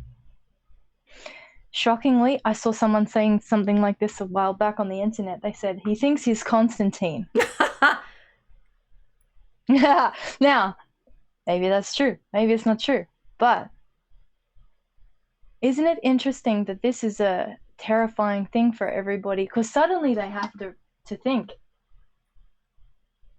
hold on, are we in an era in which saints are created before our very eyes? Well, yes, because they have been. They have been, but not in the sense of like celebrity culture being involved in that process. It's like, it's filthy Hollywood. This is a distinct thing. This is like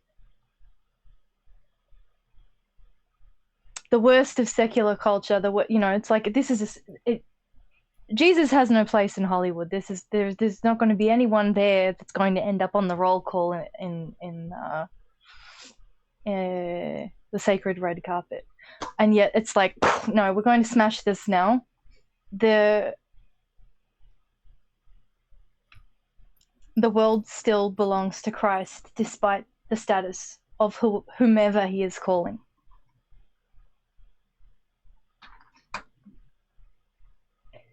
Even in this manufactured Devil Wears Prada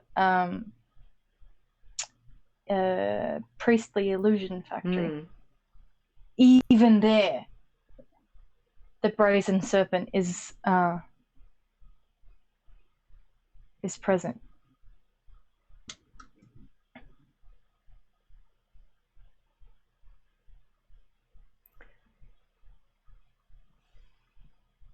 So Milo wrote a prayer that he told us all to put on our probably turn my phone off and turn it back on so you can see it.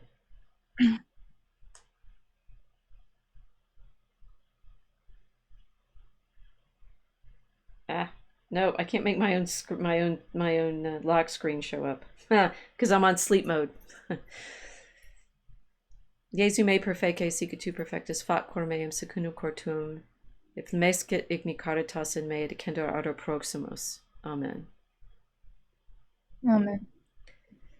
Jesu, I say it in Latin. I don't remember in English. Make me perfect as you are perfect. Inflame the fire of charity in me, that I may enkindle it in the hearts of others. And I saw this statue in Lisbon at the church where my host and hostess took me to mass, and it was the Christ of the Sacred Heart, his burning heart. And thing is, all of the celebrities that we're looking at and longing for and desiring, how can we long for anybody other than Christ in this way? And this the statue makes it this. It's a life-size statue, and it looks down on you when you go to light candles under it. And there's so much you have alluded several times in our conversations, like we have this devotional impulse, we have the desire. I mean, I think it's anthropologically or history of religions wise, people always say, oh yes, there's a longing in the human heart for devotion, and say devotion to Ganesh or to Krishna will be similar because it's devotional. We can go there sometime. We're gonna have to do a comparative religion stream at some point, because I actually know a little bit about at least yoga. But I think as Christians, what we recognize is we have a longing for God in Christ, and that is not replaceable with anybody else, which is why, of course, the Protestants get upset about Mary, because they say, no, you want Christ to love you in this way. You want Christ to pay attention to this way. You want no mediator with God the Father but Christ.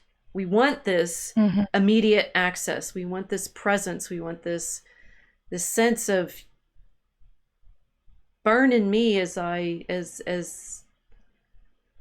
my heart burns for you. And it is very interesting that we project this onto other human beings and don't recognize that as a part of our spiritual makeup. I'm not sure. I'm wondering about your friend who got upset with Britney's photos, because in one sense, Britney was sacred to her in the performances, the Vegas show performances, and looked profane and earthly and incarnate in her Instagram pictures of herself. And of course, that is what horrifies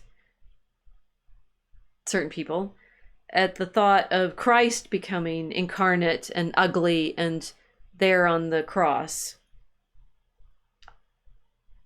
horrifically incarnate.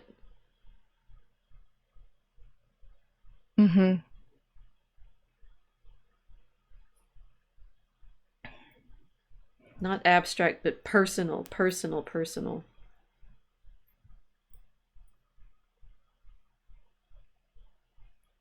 I mean, I think maybe I didn't like the Marian. I didn't, so I'm still adding the Marian apparitions because they're not incarnate. They're media presence. I think electric, but they're not fleshly, physical presence.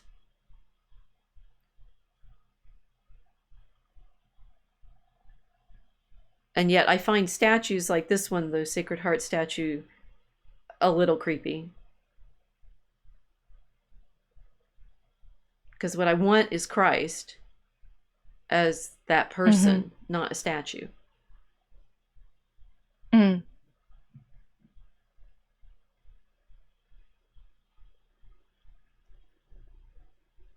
Well, we don't do statues. I'm thinking of the icons that we have in our church. They're painted in a very specific way. The Coptic icons are not they're not lifelike.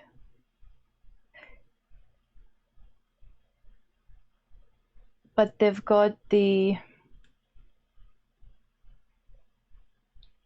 eerie way of making the illusion, if it is an illusion, that you're being watched by them when you're walking by them. And we go into the churches and we will greet the saints by kissing the icons like this as we go around before the liturgy. So there's that. Yeah, I know what you mean. It's like the distinction between the icon and then seeing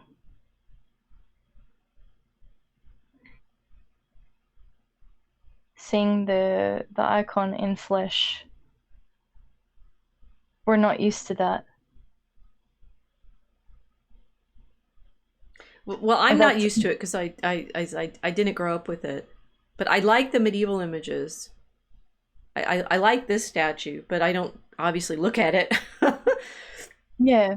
And I like the. But you go ahead. You have this sorry to interrupt you, but you have this experience because as you said, like you're actually friends with Milo, so you understand the distinction between his iconic presence and him as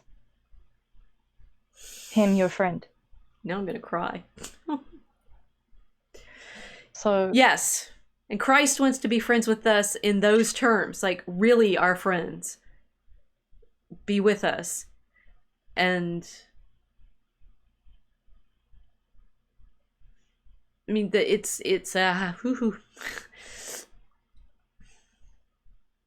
one of the things that I really found valuable about this trip was I got, interestingly enough, by being at Fatima where the presence is different, this incredibly strong sense of what the longing I have for the presence is. That it and Catholic, and also that I was surrounded by Catholics in Lisbon, and they're very, sort of robust. The food was great, and also the Catholicism was great. That they're saying Christ is he's not an abstraction, right? It's like you hear candles, right? It's like light, which are very beautiful, but this abstraction. Whereas what we are longing for is the presence of Christ, and we say in our hearts. We don't want it as just as abstraction. We want him enthroned in our hearts, as Mary held him in her womb, in the sense of truly present to us.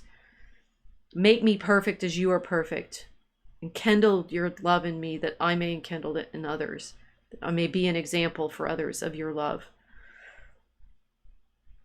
I'll go back to Milo and Yay, right? So I'm going to choke up. Sorry. Darn it, you got me crying on camera.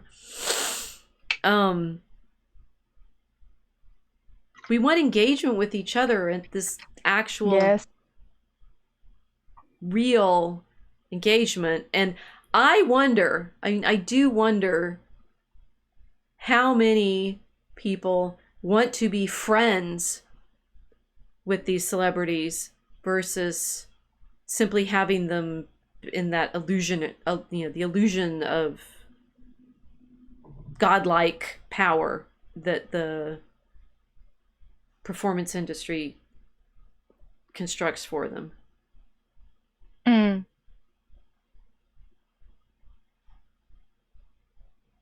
Because I mean, this is theologically, to be friends with Christ, you have to acknowledge that he actually became incarnate, actually hung out with his friends, actually did all the things that, physical body does, actually died, and actually is resurrected and present in heaven, as Mary is, because she's died and been taken up to him. And that absolute necessary physical reality of the divine, I'd say, is unique to Christianity, makes it sound like there's a choice, is the truth.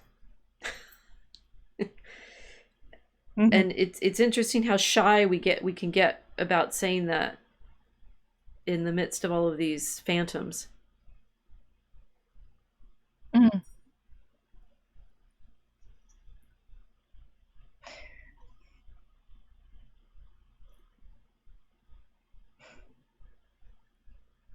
It's just I'm thinking how funny it is. We've never met in person. I know. How is that? It's very strange. Very, very strange. Yeah, it's a similar experience, though. We have like a ecclesial correspondence, the way that the early churches were writing letters to each other. And you can read it in the New Testament when they're saying, great so-and-so, or great her, great him. They're always like, oh, we're looking forward to seeing you again. Always recognizing that they're away in the body, but in communion in the spirit in Christ. But it's a very strange thing, because the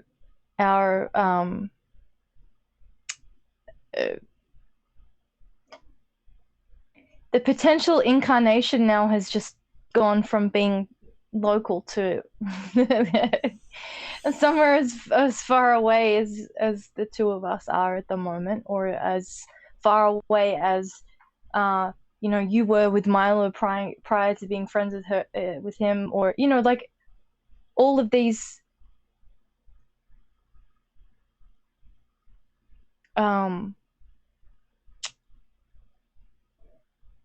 statistically impossible potential incarnations are now possible. So I think one of the reasons I'm a little tongue-tied when we started was I sat here in this chair having class this afternoon, because in order to be in Lisbon last week, I had to have my class on Zoom today because everybody went home for Thanksgiving to be physically with their family.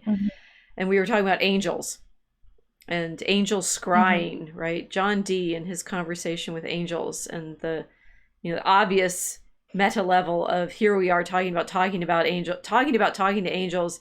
John Dee just had a crystal ball or a scry stone, and men who would help him see the angels, because he didn't see them himself. He had mediators.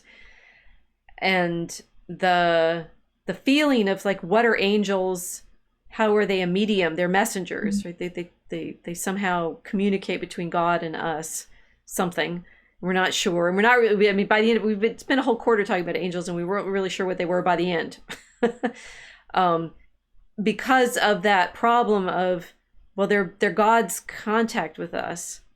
So they are Gabriel sent to Mary, and in the medieval imagery, when the angel arrives, God's already there, because God is sending the angel, and God sent the angel, and he becomes incarnate even as the angel greets her, as it were, or after she says yes. But it's like there's this immediacy, and that kind of experience that we have now through this light interface that we have.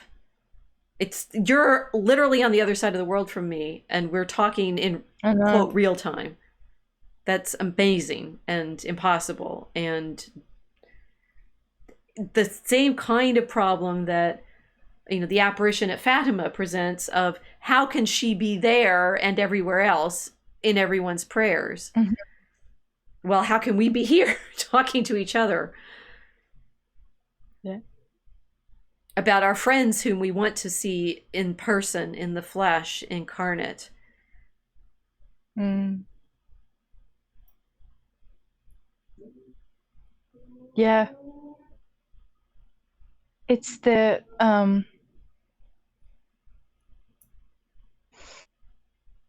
it's life in the ultralight beams. Like, yeah, one of Ye's shirts. Ultralight beam, it's a God dream. But he does come up with very good phrases. He does. And I am convinced that he's a fellow poet. We got to meet him, because got to, you know, throw stuff at him and see what he says. That he does it live on camera, so I'm persuaded it's him rather than somebody else writing for him, right? And he's playing, it's like that one of them he's talking about, we need to upgrade, we need to find ourselves united, we need to see who we are now. I mean, Christ is inviting us to the upgrade, and I do hear Ye talking about that. And Milo is obviously, he's talked about it all along. That's why I became friends with him, because he was always talking about Christ. And people couldn't hear it because they were obsessed with the sunglasses. And maybe, I mean, it's like the reflectiveness of that beautiful prayer that he wrote is, I want to be like you so that I can burn with love for you, so that others seeing me burn with love for you will burn with love as well. It's beautiful. It's a beautiful prayer. Yeah, it is. Yeah, I got a screenshot of that one. The eros to God is agape to mankind.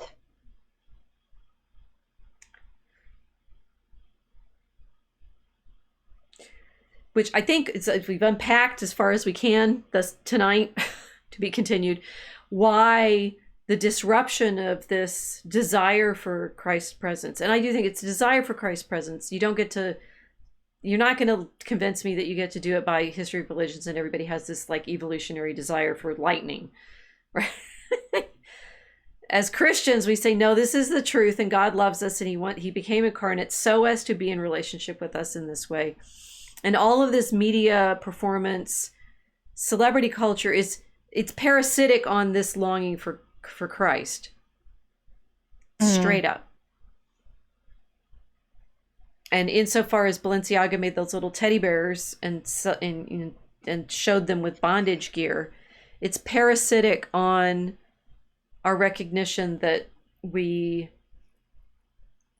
suffer with Christ in his longing for us, which is why he died, and his longing for us and his love for us.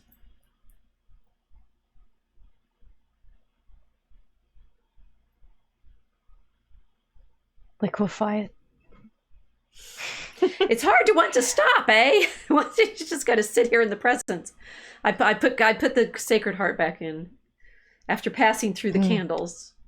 I can go back and forth between this. No, so I have Christ with the Sacred Heart, the fire of the candles, my friend with Ye, right? Oh, and then we can go back, right? And that the personal, the fire, the longing for God, and everything that we're seeing, that I don't know what Brittany's spiritual life is like.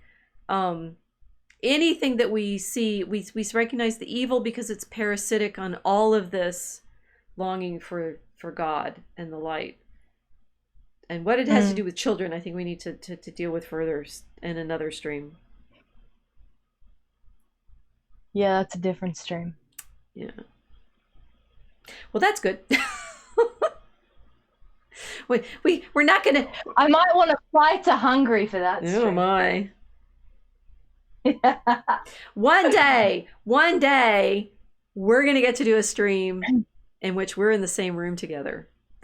I know, isn't that going to be amazing? That's now that'll be fascinating, because we're going to burst this bubble of illusion that we're staring at each other through the camera. Indeed. It's going to be so much fun. That's going to be great. Yeah. Yeah. It's odd though. Can you imagine I don't know if anyone realizes, imagine being friends with someone for years and then having never stood in the same room as that person. Well, we know this. I mean, so this is the magic of angels, or AKA media, that we have. There's a famous book, John Boswell's. I forgot the title. About homosexuality. He claimed in the medieval monastic context, in which we have all these love letters between the monks, between men who never met. Yeah, and so they're talking in the language of the scriptures and the Song of Songs and the longing for God, and this very intimate friendship. And it's a little difficult to figure out whether they ever actually met in person. So this spiritual friendship is a reality, but also that we in fact long for it to be incarnate. And so we long for God to be with us incarnate, because this is the other thing that came up in my class, right? Most of the class we've met in person because we get to meet in person again. And going back on Zoom, I think some of them, I didn't ask them because I didn't want to, down the group, but how much people had to spend online and not getting to be incarnate in the last couple of years. We recognize how much it matters that we are physical beings that wear clothes. How's that? So, well, this I feel I feel like this has been a way more like I had a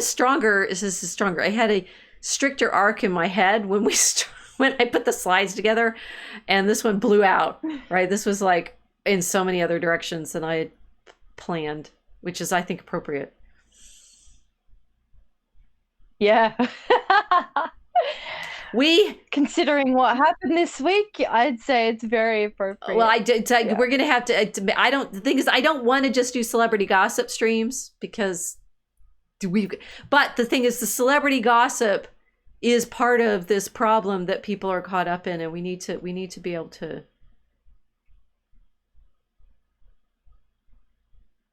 stream through it. Because we want Christ. Yep. Okay, well, I have cooking to do tomorrow to feed the body because it's Thanksgiving. Oh yes, it's Puritan Thanksgiving, so we have to pretend to be Yankees tomorrow. Not Yankees. Darn Yankees. Silly Yankees. We don't do that. We don't have Thanksgiving because we don't have Puritans. Yeah, probably. Or you didn't have Abraham Lincoln, whose fortunes are various at the moment, making this a national holiday. Yes, 1863. No. This is a fake effort at unionization. Whether the South embraces it with grits and sweet potatoes. Yeah, okay. That's good. Okay, all right, well, so enjoy your American communion tomorrow. Well, the only reason we have it is because Norman Rockwell did such beautiful, pictures of family dinners and stuff, and made us all believe that it's real. Art, friends still watching, all three of you, makes us believe things are real. We will continue to explore how that is the case. Next time on the Mosaic Arc. Okay, we're just going to stop by. Good night.